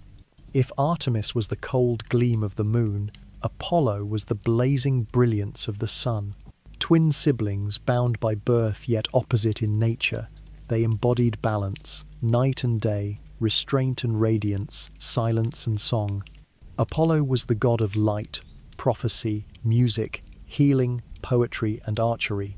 He was the golden child of Olympus, radiant and versatile, the one who seemed to hold too many gifts for a single being. To mortals, he appeared as beauty itself. Golden hair, golden bow, golden lyre, golden chariot. He was sunlight given form. But beneath the perfection of Apollo's appearance lay something more volatile. Pride, passion, and the quick sting of grief. Like the sun itself, he could warm or scorch, heal or destroy. His myths reveal not a flawless god, but one consumed by extremes, both adored and feared. Each day, the Greeks imagined Apollo driving the chariot of the sun across the sky, his horses blazing with fire. At dawn, he rose from the east, painting the world with light.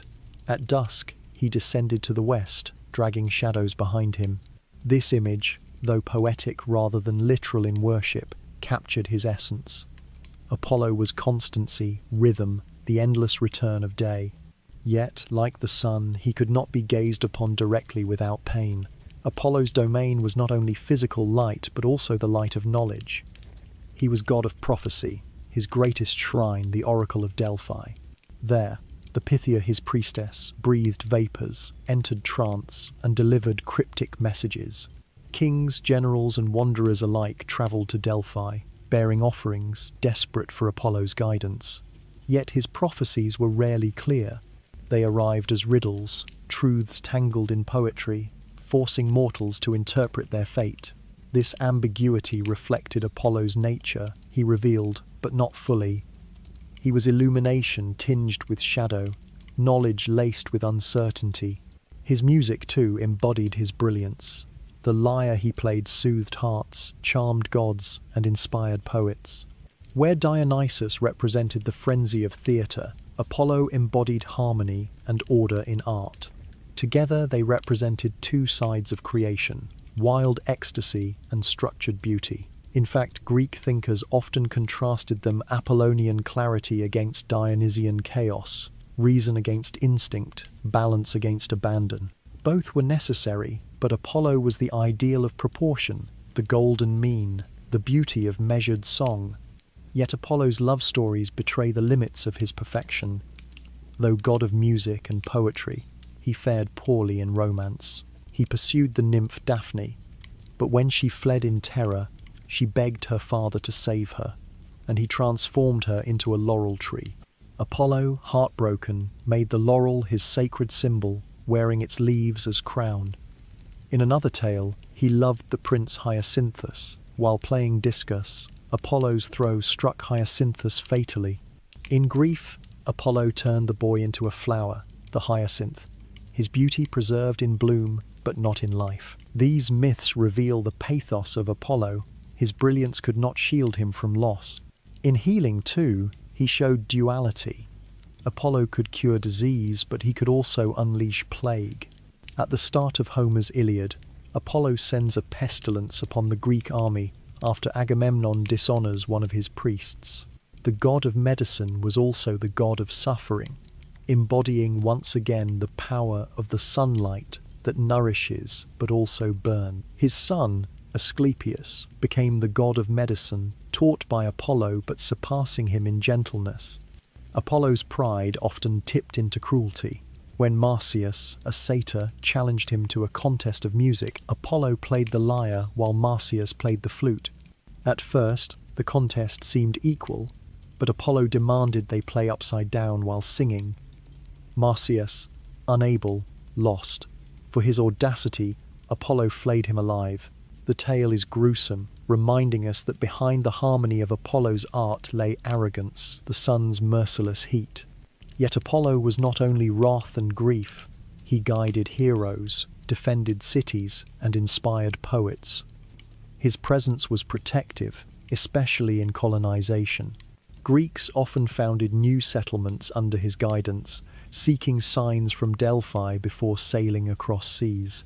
In this way, Apollo was both cultural and spiritual patron, his influence stretching from temples to theatres, from healing sanctuaries to battlefields. His worship was vast. At Delphi, his temple stood with the inscription "Know thyself," and nothing in excess, reminders of Apollo's ideals: balance, self-awareness, moderation. Yet his myths show he himself often failed these ideals, embodying the very contradictions he taught.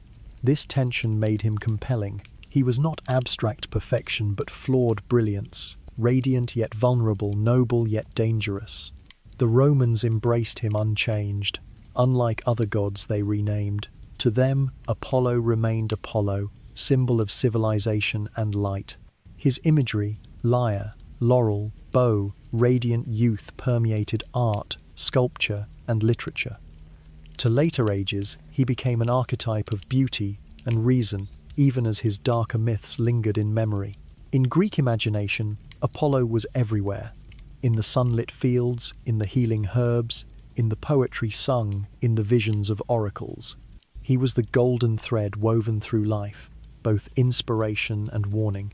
His presence reminded mortals that beauty and brilliance carry weight, that the sun which warms can also consume. To stand in his light was to feel awe, but also danger. For Apollo was not simply god of harmony. He was the flame that could enlighten or blind, the golden archer whose arrows could heal or kill, the radiant youth whose beauty masked deep grief. In him, the Greeks saw both their highest aspirations and their most fragile vulnerabilities. Hestia, the hearth that holds the world together. If Apollo dazzled as the radiant sun, Hestia glowed more quietly, like embers in a hearth. She was the goddess of the home fire, of domestic peace, of the still flame at the centre of every dwelling and temple. To mortals, she was not a goddess of spectacle. She did not fling thunderbolts, demand sacrifices with fury, or scatter mortals into chaos. Instead, she was presence itself, calm, reliable, necessary. Without her, no family could eat, no city could bind itself in unity, and no temple could keep its sacred fire burning. Her story begins in shadow, swallowed whole like her siblings by Cronus, devoured to prevent the prophecy of his downfall. Later, when Zeus forced Cronus to vomit up his children, Hestia emerged first eldest among the Olympians, and yet paradoxically also the last, because she was the first to be consumed and the last to be released. This strange paradox of being oldest and youngest reflected her nature. She was timeless, beyond hierarchy or rivalry, the one constant in Olympus's tumultuous household. When the gods divided honours among themselves, Hestia refused a throne. Unlike Hera, who wielded regal pride, or Poseidon, who demanded oceans, Hestia simply asked to remain by the hearth, tending the eternal flame. She declined marriage too. Despite suitors as mighty as Poseidon and Apollo, she swore chastity and independence, choosing serenity over drama. In a family rife with betrayal, affairs, and vengeance, she became the goddess who refused chaos. Her domain was not the battlefield or the storm, but the hearth. That simple circle of firestones in every Greek home where bread baked, water boiled, and families gathered. To the Greeks, the hearth was sacred, the centre of life. It was the first place honoured in a new house, where flame was kindled from an existing sacred fire. It was the last thing abandoned in disaster. Even cities carried her presence. In the Prytaneon, the town hall, an eternal flame burned for Hestia, symbolizing civic unity. When colonists sailed to found a new settlement, they carried coals from their city's sacred hearth, bringing Hestia's spirit across the sea. She was not only in every home, but in the heart of every polis. Though her myths are fewer than her siblings, her importance lay in her constancy. She was invoked at the beginning and end of sacrifices, no matter which god was honored. A prayer without her name was incomplete. Every meal, every festival, every act of worship began and ended with Hestia. She was the quiet circle that framed divine chaos, the rhythm beneath Olympus's storm. Her symbolism extended beyond the literal flame. To the Greeks, she represented stability, order, continuity, the things without which neither family nor city could survive. Her stillness was not weakness but endurance. She was the peace that allowed life to flourish, the pause that allowed stories to begin. Where Zeus wielded force and Hera punishment, Hestia embodied gentleness, patience, and care. And yet, even her gentleness had authority. In Homeric hymns, she is called chief among the gods, for though she had no throne, she held the center of Olympus itself. Without her, their feasts could not begin. Without her flame, their temples would be cold stone. She was invisible, yes, but indispensable, perhaps the most indispensable of them all. Her imagery was simple but powerful. Artists did not often depict her in wild scenes, as they did with Athena or Aphrodite. Instead, she appears modest, veiled, serene, holding a branch or flame. She is not dramatic because she does not need to be. Her power is not in spectacle but in presence. Her Roman counterpart, Vesta, reflected this even more strongly. In Rome, the Vestal virgins tended her sacred flame, never allowed to extinguish it, for its death was considered omen of Rome's collapse. Their chastity symbolized purity, their service stability. In Greece, Hestia herself was guardian. In Rome, an entire priesthood embodied her. The idea was the same. The hearth flame was more than fire. It was the living soul of community. Hestia's refusal of drama made her unique among the Olympians. She does not appear in scandals, feuds, or jealousies. No stories of infidelity cling to her, no epic duels or catastrophes. In this absence lies meaning. She was untouched by the chaos of her family, because she represented the place to which one always returned after chaos, the fire at the center, unchanged by storms outside. Her quietness also marked her as the goddess of hospitality. To welcome a guest, a family offered them food cooked on her fire, a seat by her warmth. To refuse hospitality was to dishonor Hestia herself. In this way, she was not just goddess of the home, but of the ethical bonds that held Greek society together. She was kindness, institutionalized, warmth turned divine. And yet, like the hearth flame, she demanded respect. To neglect her fire, to let it go cold, was shameful. To break the rules of hospitality was dangerous. Her wrath did not come in lightning bolts or plagues, but in the collapse of trust, the slow unraveling of bonds. In this sense, her punishment was perhaps more terrifying than others. She did not lash out, she simply withdrew, and without her, society itself cracked. Philosophers recognized her significance. To them, she embodied the axis mundi, the center of the world, the still point around which all else turned. Her hearthfire was not just physical flame but cosmic order, linking gods and mortals, families and cities, earth and Olympus. To light her fire was to affirm connection to the divine fabric of existence. In a family of gods consumed by pride and vengeance, Hestia reminds us that power can be quiet. Her myths may lack bloodshed or spectacle, but her presence shaped every home, every ritual, every city-state. She was not goddess of the storm, but goddess of the shelter against it. She did not start wars, but she ensured there was still a place to which soldiers could return. And perhaps that is why her myths are few. For the Greeks, she was not story but reality, the fire that always burned, the warmth always present, the circle always whole. She did not need adventures because she lived in every meal, every sacrifice, every breath of warmth rising from the hearth. In the end, Hestia was the goddess of endurance. Empires rose and fell, kings schemed and died, heroes fought and were forgotten, but the hearth remained, always burning, always binding. In her flame was continuity across generations. In her silence was strength. She was not the goddess of spectacle but of survival, the one who held Olympus together not by force but by stillness. Persephone, queen of shadows and spring. From the still hearth of Hestia, the tale drifts back into movement, into the shifting rhythm of loss and return. Persephone, daughter of Demeter, is both bloom and wither, both life and death. She embodies the paradox that haunted Greek imagination, that joy always carried the shadow of grief, and death could never entirely silence life. Her story begins as a girl in a meadow, plucking flowers with companions, the grass bent beneath her, the air heavy with spring. In that moment of innocence, the earth split open. From the chasm roared Hades in his black chariot, drawn by horses darker than night. He seized her, pulled her screaming into the underworld, and the earth closed above. To mortals, it seemed sudden. To the gods, it was fate arranged by Zeus, her father, who silently allowed his brother to take her. Demeter's grief scorched the world. For 9 days and nights she searched, her torches burning, her tears watering barren soil. When she learned the truth, her grief transformed into vengeance.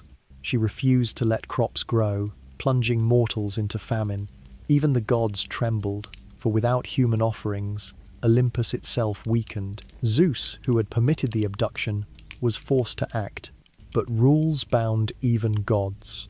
Persephone had eaten 6 pomegranate seeds in Hades' realm. To eat in the underworld was to bind oneself to it. The compromise was struck. She would spend half the year with her mother, half with her husband. With each return, Demeter rejoiced, and spring exploded in colour. With each descent, Demeter mourned, and winter followed. Thus Persephone became the embodiment of the seasons, her absence the frost, her presence the bloom. Yet her myth is not only a story of loss. Over time, Persephone herself transformed. At first, she was the victim, the flower plucked too soon. But as queen of the underworld, she grew into something more, a sovereign, calm and firm, seated beside Hades on a throne of obsidian. Mortals began to pray not only to Hades but to her, seeking mercy, safe passage, or hope of renewal. She was no longer only daughter. She became ruler, judge, and guide. The Greeks saw in her dual role the truth of existence. Life and death were not opposites but cycles, bound together. Persephone carried flowers in one hand and shadows in the other. In her, mortals recognized their own fate, to rise, to fall, to return. Her cult reflected this duality. At Eleusis, in the great mysteries of Demeter and Persephone, initiates experienced rites so secret they were never written down. What is known is this: through symbolic descent and return, through ritual silence and revelation, worshippers sought hope in the face of death. Persephone was not only a reminder of mortality, but a promise of continuity. Just as she returned from the underworld each spring, so too might the soul find renewal. To the Greeks, who feared death deeply, Persephone's myth offered solace. Her imagery shifted depending on season. In spring, she appeared as maiden, crowned with flowers, her arms full of blossoms, radiant and gentle. In winter, she was queen, clad in dark robes, seated beside Hades, serene and stern. Artists captured both, sometimes blending them. A young woman with a wreath of grain and a pomegranate in hand, her smile quiet but unreadable. She was both light and shadow, innocence and authority. Philosophers considered her too. Plato used her descent as metaphor for the soul's journey falling into darkness, but destined for light. Later writers interpreted her as symbol of transformation, the necessary passage through grief to find wisdom. Even in modern thought, her tale resonates as myth of change. Childhood to adulthood, innocence to power, life to death. But for the Greeks, her meaning was visceral. Every harvest echoed her loss, every spring her return, every funeral carried whispers of her name. Families prayed for her mercy as souls entered her realm, hoping she would soften Hades' judgment. Farmers poured libations in her honor, begging for crops to return. Women, especially, identified with her taken, silenced yet rising into power. She was paradox, but paradox made sacred. Even her fruit, the pomegranate, became symbol. Its seeds bound her to death, yet its red juice mirrored life's pulse. To eat was to accept mortality, but also fertility, continuity, the cycle that never ends. In weddings, pomegranates were offered as tokens of fertility. In funerals, they marked the passage of souls. Persephone's fruit was both cradle and coffin. Hades, often misunderstood, was not depicted as cruel husband in every version. Some traditions describe their union as stable, even affectionate. Persephone, over time, is no longer helpless but partner, ruling with authority. In this light, her story becomes less abduction and more transformation. From girl of flowers to queen of eternity, her worship carried this nuance. Women especially prayed to her not only for crops but for resilience, the strength to endure separation, the courage to rise again after grief.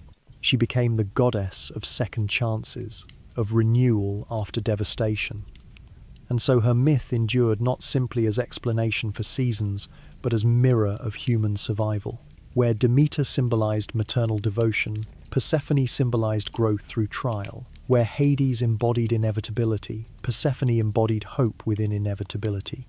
Together, they balanced life's terror with life's promise. Her presence lingered in art, in ritual, in whispered prayers at gravesides. She was the goddess who descended and returned, who walked through darkness and carried light back. For the Greeks, no myth was more intimate, for no truth was more pressing than this, that all must descend, but perhaps, like Persephone, the soul might also rise. Persephone was the flower and the seed, the maiden and the queen, the smile and the silence. She was the paradox the Greeks could not resolve and did not need to, for in her they saw not contradiction, but the cycle of life itself, unbroken and eternal. Eros and Psyche, love's ordeal. From the shadows of Persephone's realm, the story bends toward another figure who straddled mortal fragility and divine entanglement, Psyche. Her tale was different from the Olympians, for she began not as a goddess but as a mortal girl, one whose beauty grew into a curse. Among all the myths the Greeks and Romans whispered, hers carried the intimacy of love betrayed, tested, and reborn, the sort of tale that blurred the line between myth and parable. Psyche was born a princess, daughter of a king whose other children married into noble families without difficulty. Yet Psyche, despite, or rather because of her breathtaking beauty, found herself alone. Word of her loveliness spread so far that strangers came not to worship Aphrodite, the goddess of beauty, but to kneel before Psyche as if she were divine. Temples once crowded with offerings to the goddess fell silent, their garlands placed instead at the feet of this mortal girl. To the common eye, it seemed flattery. To Aphrodite, it was an insult so deep it burned like acid. The goddess of desire, of allure itself, would not tolerate a rival born of flesh and blood. Aphrodite's wrath took form in her son, Eros, the god of love. Armed with his quiver of arrows, he had made kings love slaves, queens love strangers, enemies fall helplessly into each other's arms. His power was not tender but disruptive, love rendered as compulsion, as chaos. Aphrodite commanded him to make Psyche fall in love with the most wretched creature alive, a punishment through degradation. But when Eros descended and gazed upon Psyche in her sleep, he faltered. His arrow pricked his own flesh, and for the first time the god of love himself became ensnared. Meanwhile, Psyche's life withered. No suitors came. Men admired her from a distance, whispered prayers to her beauty, but none dared to claim her hand. Her parents, distraught, sought the wisdom of an oracle. The response was cruel. Psyche was destined not for a mortal husband, but for a monstrous bridegroom who awaited her on a mountain peak. With heavy hearts, her family prepared her like a sacrifice, sending her to her fate. Yet when she was carried to the mountain top, the story shifted. A gentle wind lifted her, bearing her not to a beast's jaws, but to a palace of wonders. Invisible servants guided her steps. Food appeared, fragrant and rich. And at night, a voice came to her in the dark, her husband, unseen, his presence warm but hidden. He treated her with tenderness, yet he begged one thing: never try to see his face. Love without sight became her life, and slowly she yielded to its strangeness, falling for the voice, the laughter, the touches in shadow. But human curiosity gnaws. When her sisters came to visit, they poisoned her trust. How can you love a man you have never seen? What if he is monstrous, deceiving you? Psyche, already restless, broke. One night she lit a lamp, leaned over her sleeping husband, and saw not a monster but Eros himself, radiant, winged, the god of love. Yet, as she gazed, a drop of hot oil from her lamp fell upon his shoulder, waking him. Betrayed, he vanished, leaving Psyche in ruin. Her journey of redemption began with despair. Alone, bereft of palace and lover, she wandered, praying to the gods. At last she dared to approach Aphrodite herself, begging for mercy. The goddess, delighted at the chance to torment her rival, set her a series of impossible tasks. The first was to sort a mountain of seeds, barley, millet, beans, lentils by nightfall. It was a task designed for failure. But as Psyche knelt in hopelessness, an army of ants swarmed forth, dividing each grain into perfect piles. By dawn, the task was done. The second trial sent her to gather golden fleece from deadly rams that gored any who came near. Again, she despaired, until a river spirit whispered counsel: wait until the beasts rested at dusk, then collect the fleece caught in brambles. She obeyed and returned alive. The third task demanded water from the Styx, the dreadful river of oaths in the underworld. No mortal could descend its cliffs, but Zeus's eagle, pitying her, seized the vessel and filled it with the dark water. The final trial was the cruelest: descend into Hades itself, to Persephone, and return with a box containing a portion of her beauty. With courage born of desperation, Psyche entered the underworld, bribing Cerberus with barley cakes, offering coins to Charon for passage, and returning with the box sealed. But curiosity, always her undoing, tempted her again. Believing the beauty within might win back Eros, she opened it. Instead of radiance, a cloud of underworld sleep overcame her, and she collapsed lifeless. It might have been her end, but Eros had not forgotten. Though wounded by betrayal, his love endured. He descended, brushed the sleep from her with his arrows, and awakened her with a kiss. Moved by their trials, Zeus himself intervened, granting Psyche ambrosia, making her immortal. At last, she and Eros were wed, not as god and mortal, but as equals. From their union came a daughter, Hedone, goddess of pleasure, delight born from the marriage of love and soul. The myth carried meanings that stretched far beyond romance. Psyche's name itself means soul, and her tale became a story of the soul tested by doubt, temptation, and suffering before finding eternal union with love. The tasks she endured, sorting chaos, gathering what is dangerous, descending to the underworld, mirrored the struggles every soul must face. In her, mortals saw themselves fragile, flawed, curious, but capable of growth through endurance. Culturally, her story carried weight in both Greece and later Rome. The Eleusinian mysteries whispered of Persephone's descent and return as hope for life after death. Psyche's journey echoed this theme, a mortal's soul surviving trial and achieving immortality. Her marriage to Eros bridged human and divine, suggesting that even mortal weakness could transform into something eternal. In art, Psyche was often shown with butterfly wings, symbol of transformation, of fragile beauty becoming resilient. She is one of the few mortals elevated not only to Olympus but into philosophical metaphor. Even today, psychology takes its name from her psyche as soul, as mind, as the hidden self that must endure trials before understanding love. Her myth is tender and brutal at once. Tender in the devotion that overcame betrayal, brutal in the cruelty of Aphrodite's jealousy and the suffering demanded of a mortal girl. Yet its endurance lies in its truth.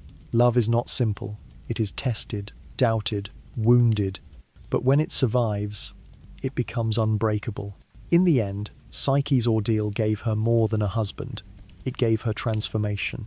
She began as beauty without love, adored, but untouched. She ended as goddess of the soul, her trials carved into eternity. To mortals, her tale whispered this, that even through despair, even through the darkest trials, the soul can rise again, remade by love. Medusa, monster, victim, and mirror. From Psyche's redemption, the story drifts into darker territory, into a myth where beauty became punishment and survival became weapon. Medusa, unlike most figures of Greek mythology, stands at the edge of terror and pity. To many she was the Gorgon, serpent-haired, whose gaze turned men to stone. But to look more closely is to see not only a monster, but a victim reshaped into a mirror of divine cruelty. She was born mortal among immortals. Her sisters, Stheno and Euryale, were Gorgons too, but they could not die.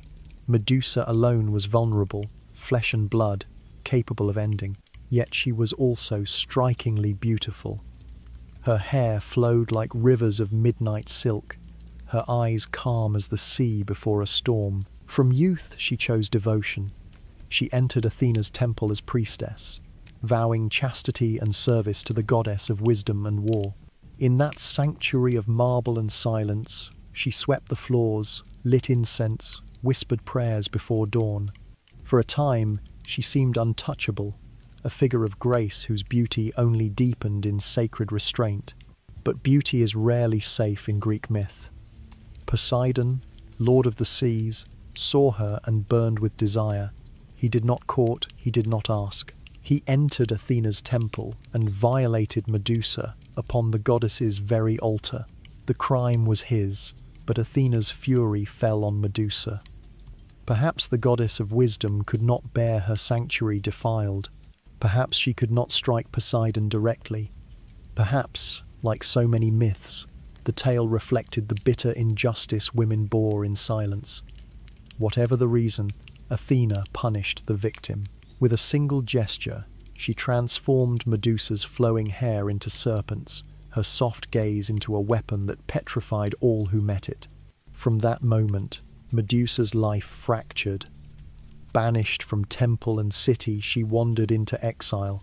Wherever she went, the land became littered with statues, men who came to slay her, who underestimated her curse, who froze in terror at the last moment. Her cave at the edge of the world became both prison and fortress, filled with stone fragments of would-be conquerors. She wept at first, but over time the tears dried. The snakes coiled like guardians, whispering in restless hisses, her only companions. Heroes sought her as prize. Perseus was the one destined to succeed, armed not with courage alone but with divine gifts. Hermes' winged sandals, Athena's mirrored shield, Hades' helm of invisibility, a blade sharp enough to pierce anything. The gods who had cursed Medusa gave the weapons to destroy her. When Perseus found her, she was asleep. She did not lunge, did not roar. She lay curled in her cave, vulnerable, perhaps dreaming of the temple where she once prayed. Guided by the reflection in his shield, Perseus struck, severing her head in silence. But her power did not end with her breath. From her neck sprang Pegasus, the winged horse, and Chrysaor, a golden-sworded giant children of Poseidon, hidden until her death. Even in ruin, life spilled from her. Perseus carried her head, its gaze still lethal, as weapon. He used it to slay monsters, to turn enemies to stone, to humiliate rivals. At last he gifted it to Athena, who placed it upon her shield, the Aegis, turning Medusa into eternal instrument of war. Thus the paradox. The goddess who cursed her now wore her face. Medusa's image, once beauty punished, became weapon of empire, carved into temples, shields, coins. Soldiers marched beneath her snarling visage, invoking her terror to frighten enemies. She became symbol, stripped of voice, her trauma weaponized into divine power. And yet, beneath this official story, whispers endured. In villages, women left offerings at caves, small clay serpents, locks of hair, prayers murmured in darkness. They did not see her as monster, but as guardian of the wronged. Her gaze, they believed, did not only petrify, it protected. To hang her image over a door was to ward off evil. To wear her face on amulets was to deflect harm. She became apotropaic. Her terror turned to shield against terror. Art preserved both sides.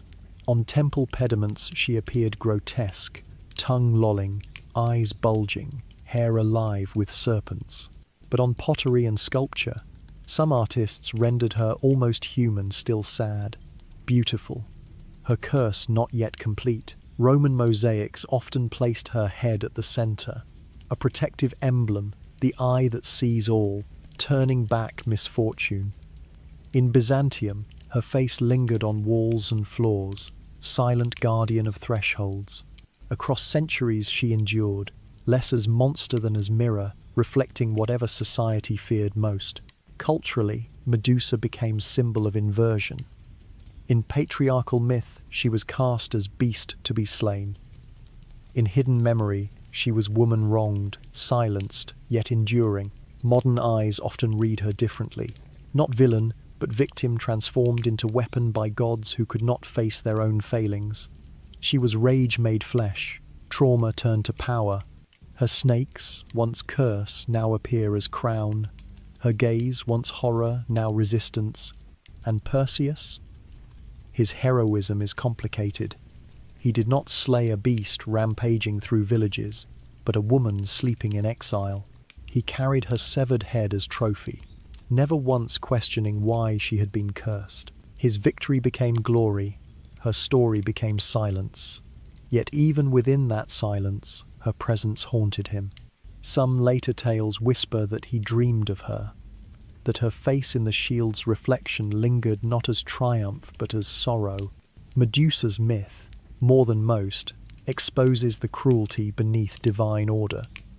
A woman punished for another's violence, a victim recast as villain, a monster slain in sleep.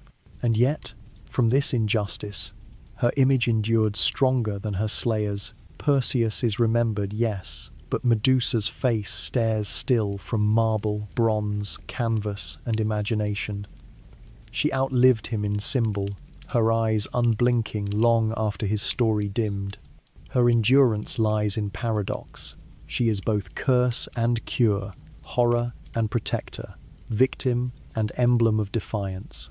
She shows that monsters are often made, not born, and that to call someone a monster may be the most effective way to silence them. Yet silence does not erase. In every retelling, Medusa's eyes return, challenging, questioning, who truly is the monster?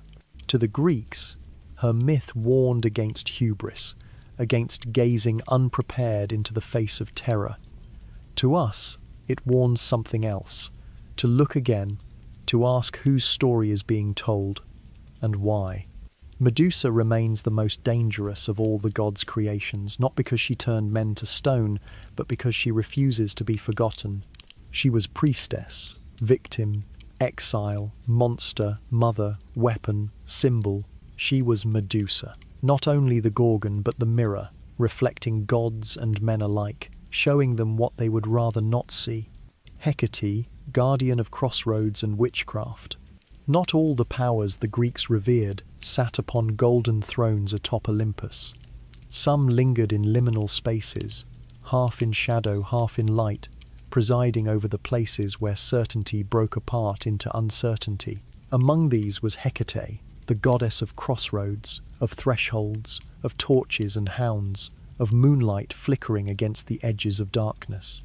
To most mortals, she was not a radiant figure like Apollo or Aphrodite. She was a whisper, a presence felt when walking alone at night, when a choice loomed with no clear path, when the air smelled of smoke and mystery. Hecate's origins were older than Olympus itself. In Hesiod's Theogony, she is described not as a daughter of Zeus, but as a Titaness, daughter of Perses and Asteria, who somehow survived the fall of her kin.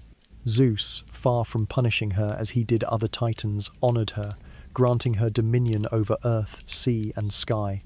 This broad rule made her unique. She was not bound to one element but moved freely through them, slipping where others could not. And perhaps that is why she became associated with thresholds, because she was never confined. Crossroads were her domain. In the Greek imagination, these places were not simple intersections of dirt paths, but symbolic doorways, where choices diverged, where spirits wandered, where the living and dead brushed shoulders. Offerings were left at these crossings, cakes of honey, bread, eggs, fish known as Hecate's suppers. Dogs, sacred to her, howled at night as if warning of her presence. To walk at a crossroads after dark was to step into her realm, where destinies bent and unseen forces prowled. She carried torches, guiding or terrifying depending on her mood. With them, she lit the way for Persephone when the maiden first returned from Hades, her flickering flames a comfort in the gloom. But the same torches might blind or confuse, throwing shadows across walls, making mortals see shapes where none stood.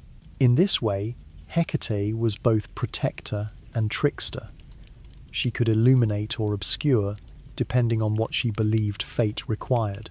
Her presence was not confined to crossroads alone. She was invoked in witchcraft and necromancy, her name whispered in spells scratched upon lead tablets or murmured over herbs gathered at midnight. Sorceresses like Medea and Circe, famed in myth for their potions and curses, were said to draw their power from Hecate's favour. To call on her was to tap into forces older than Zeus's lightning, primal powers bound to earth and moon. She stood at the edge of Greek religion, where ritual bled into fear and piety merged with superstition.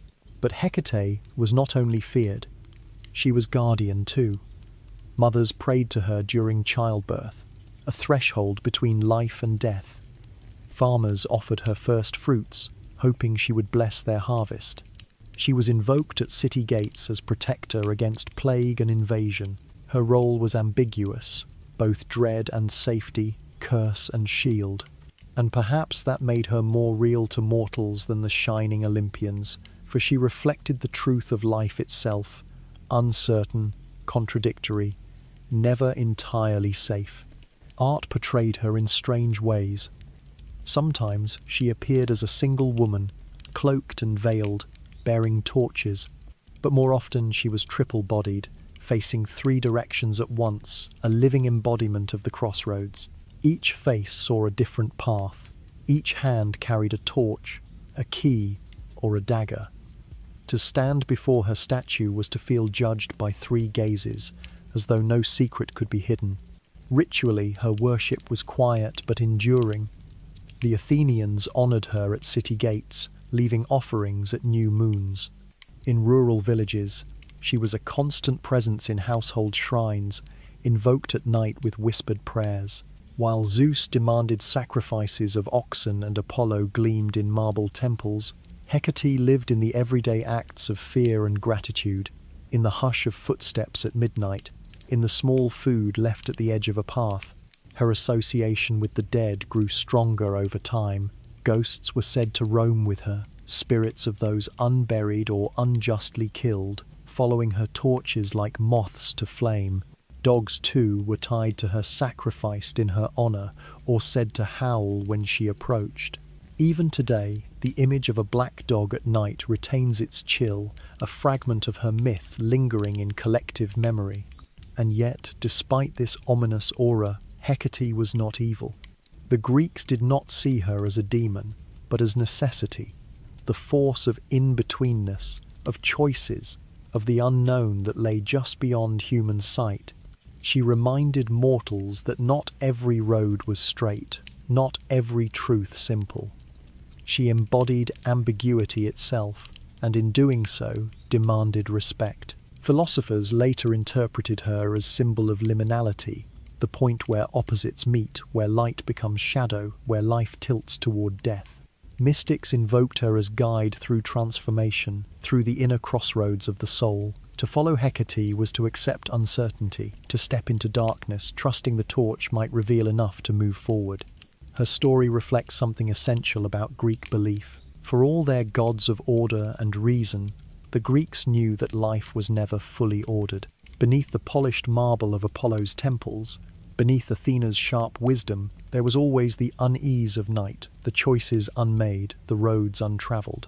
Hecate was the goddess of that unease, the whisper that kept mortals cautious, reverent, aware that their world brushed against unseen forces at every step. So when the wind shifts at a lonely crossroad, when dogs howl at nothing, when shadows stretch longer than they should, the Greeks believed it was her, Hecate, standing at the threshold, torches raised, eyes watching in three directions, reminding mortals that paths always branch, that fate always waits, and that choices always carry unseen weight.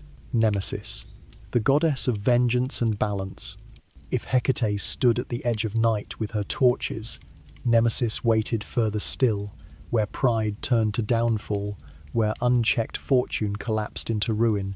She was the goddess of vengeance, yes, but more precisely of balance, the inescapable force that corrected excess, ensuring that hubris, the great crime of overreaching mortals, never went unanswered.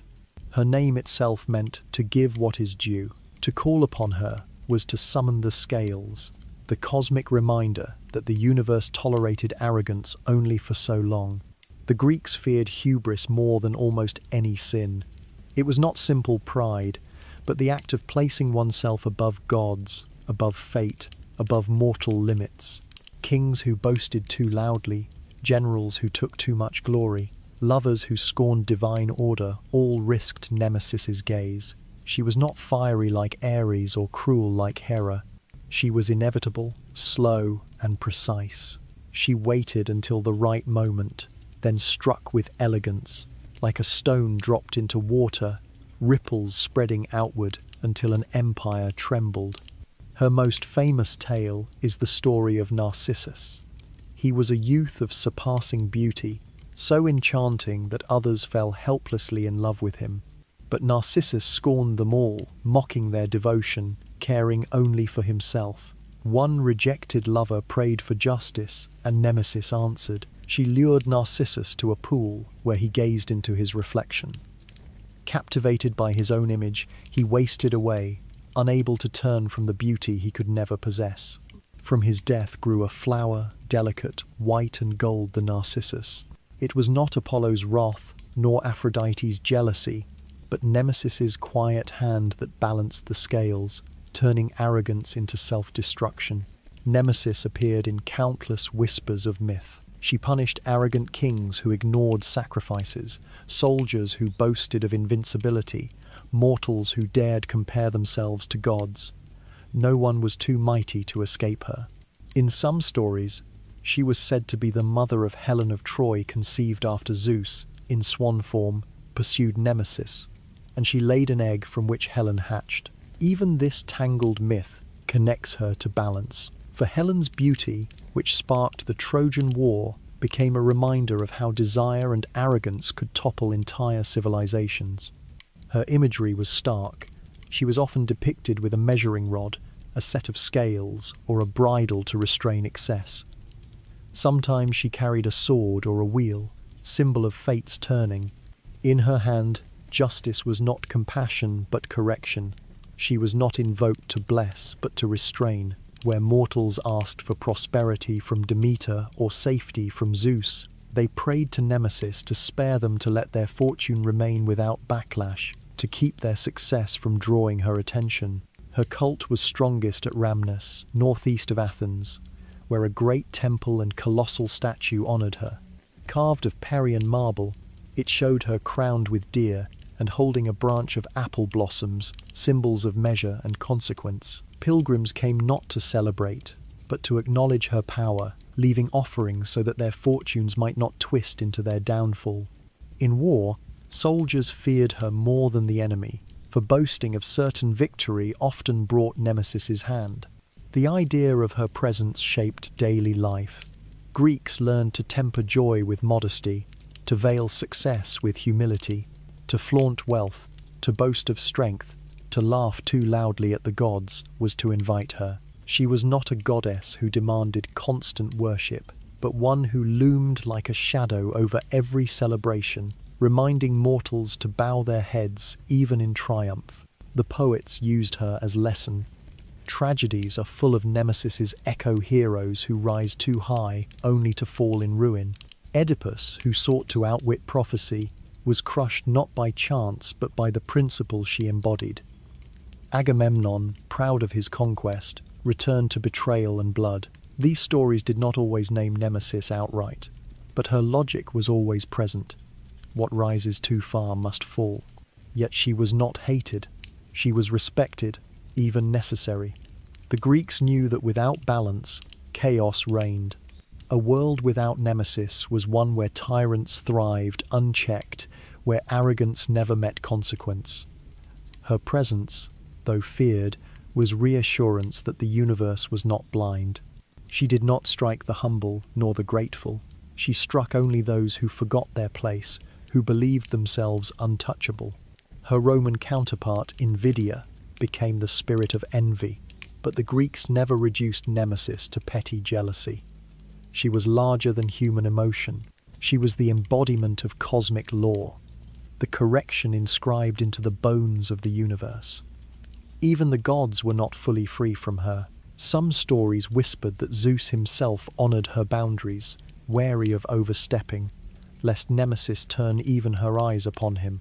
In this way, Nemesis represented one of the deepest Greek truths, that life was fragile, fortune fleeting, and every excess carried its price.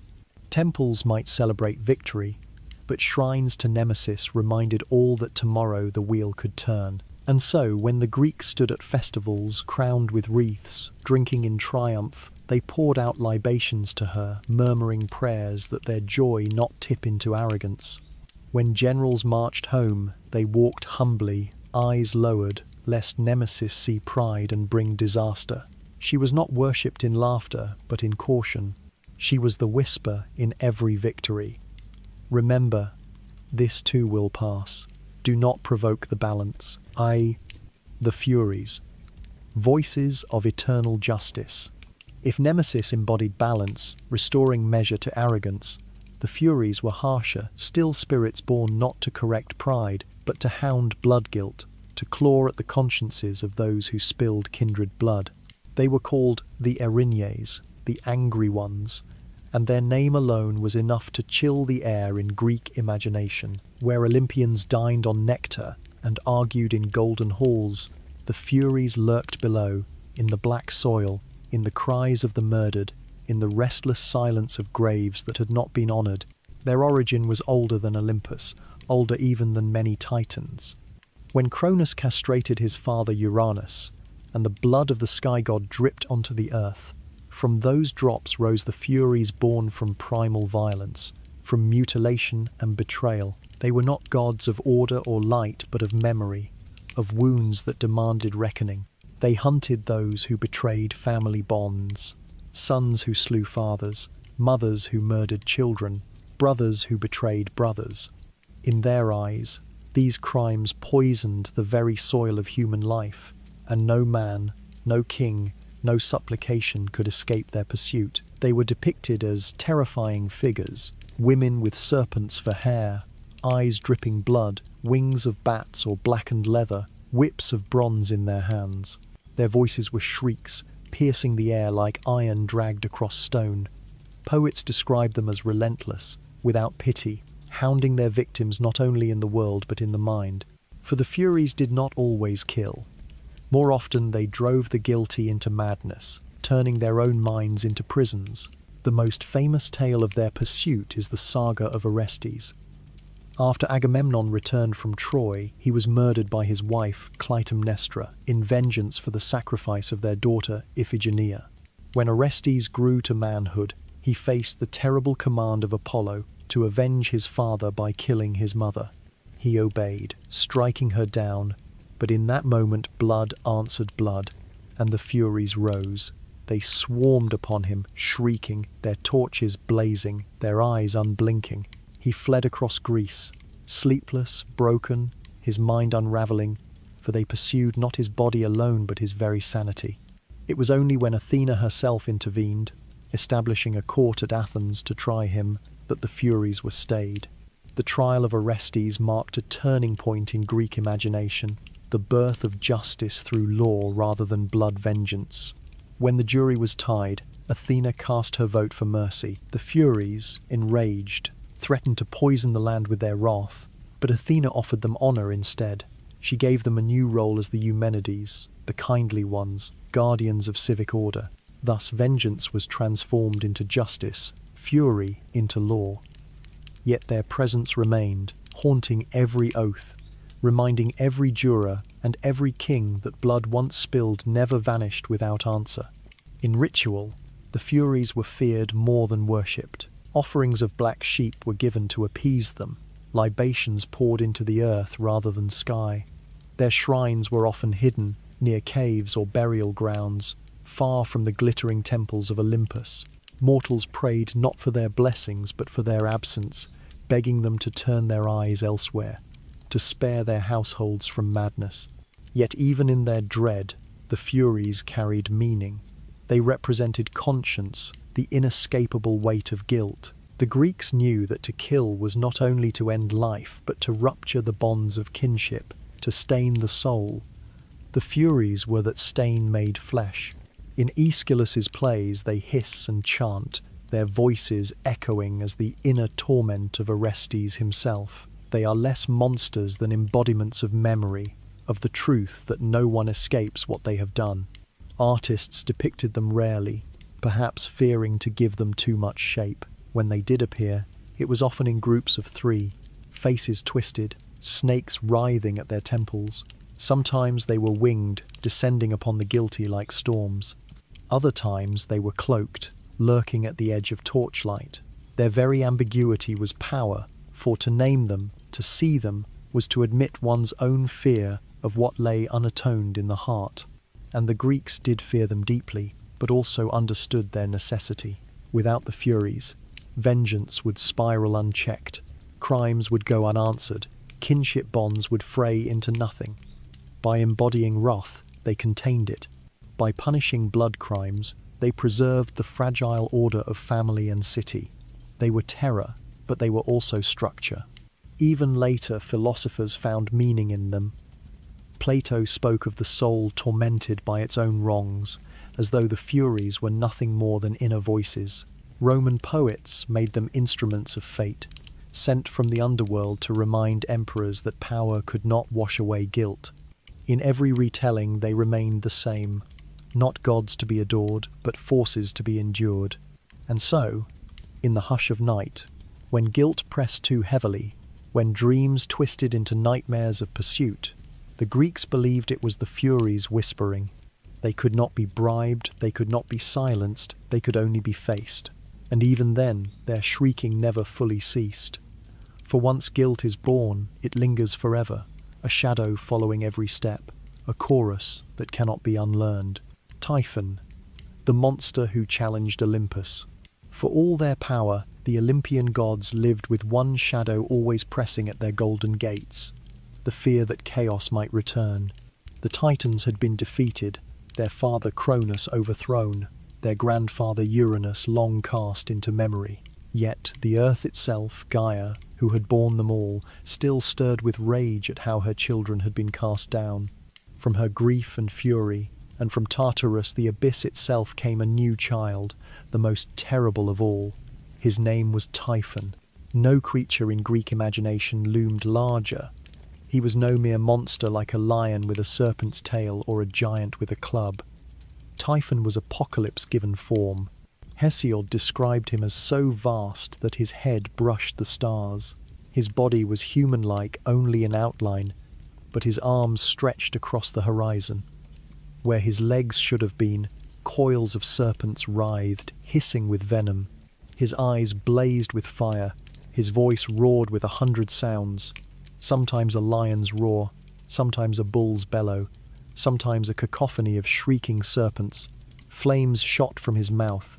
Winds whipped about him as if storms themselves were his cloak. Zeus had seized the throne of heaven after a long war against the Titans. But Typhon was something different. He was not old order, but raw chaos. Earth's attempt to strike back at the usurpers. When he rose from the land of Cilicia, even the gods trembled. Many fled to Egypt, disguising themselves as animals. Myth later explained why the Egyptians worshipped gods with animal heads. Only Zeus stood his ground. He could not run, for if Typhon won, all order, law, justice, oaths would collapse. The world would fall back into storm and fire. The battle between Zeus and Typhon was nothing less than cosmic.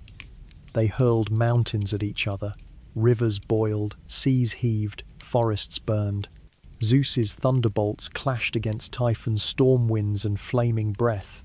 The earth shook so violently that mortals imagined the sky itself might fall. For a time, Typhon gained the upper hand. Some versions say he even wounded Zeus, slicing the sinews from his hands and feet, leaving him powerless. Hermes and Pan recovered them, allowing Zeus to rise again, but the humiliation lingered. The king of the gods had almost been undone. When Zeus rallied, his fury was beyond measure. With all his thunderbolts blazing, he struck Typhon again and again, driving him back. Finally, he crushed him beneath Mount Etna in Sicily, where the monster's body writhed, imprisoned under rock. The volcano's fire and eruptions were said to be Typhon's breath, his fury seeping through the mountain. Every tremor, every plume of smoke, every river of lava was a reminder that chaos was not destroyed, only bound. The myth of Typhon carried weight far beyond its monstrous imagery. To the Greeks, he was not just a fire-breathing giant. He was the embodiment of natural catastrophe, earthquakes, storms, eruptions, forces beyond human control. To explain the sudden terror of the earth shaking or the mountains spitting fire, they told of Typhon, still struggling beneath the stones, his roars echoing through the earth. In this way, the myth was not fantasy but explanation, a story to give meaning to the unexplainable. But Typhon also carried symbolic meaning. He was chaos itself, the unshaped raw power that threatened to undo order. Zeus's victory was not just personal triumph, but the triumph of structure over disorder, of law over anarchy. Yet the story admitted that order was fragile. Zeus could be wounded, the gods could flee, chaos could rise again. Typhon's presence reminded mortals and immortals alike that stability was never guaranteed, it had to be defended. Artists struggled to depict him.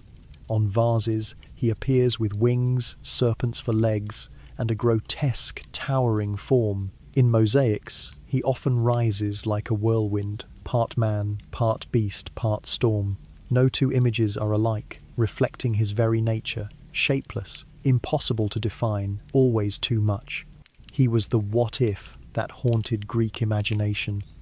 What if order collapsed? What if the gods failed? What if the earth itself turned against them? His legacy seeped into culture. Romans inherited him, naming him Typhoeus, connecting him with their own tales of monstrous storms. Philosophers used him as metaphor, describing tyrants as typhons in flesh, men whose greed and cruelty threatened the order of cities, as Typhon had threatened Olympus. Even poets centuries later invoked him to describe political upheaval, war, or disaster. He was the ever-present storm on the horizon, and in the shadow of Etna, villagers lived with his breath. They saw his anger in fire, his roar in earthquakes, his sigh in hot winds. To them, he was not a story from the past, but a reality still rumbling under their feet. Sacrifices were made not to honor him, but to keep him bound, to appease the gods who held him down. In the grand arc of myth, Typhon was defeated, but never gone. His presence lingered as a warning. For though Zeus ruled Olympus with lightning and law, chaos was always one eruption away, one storm away, one trembling earth away. Typhon remained, the scar under the skin of creation, the reminder that no order lasts forever without vigilance. And so the Greeks told his story not just to entertain, but to explain, to remember, to caution. He was the monster who nearly toppled heaven, the fire beneath the mountain, the chaos under every fragile piece. Typhon, the nightmare Gaia birthed in her anger, lay buried, but never silent. And now, after wandering so long through Olympus, shadowed caves, and firelit battlefields, the journey slows. The gods, monsters, and mortals we have walked beside grow distant, their voices softening into the hush of memory.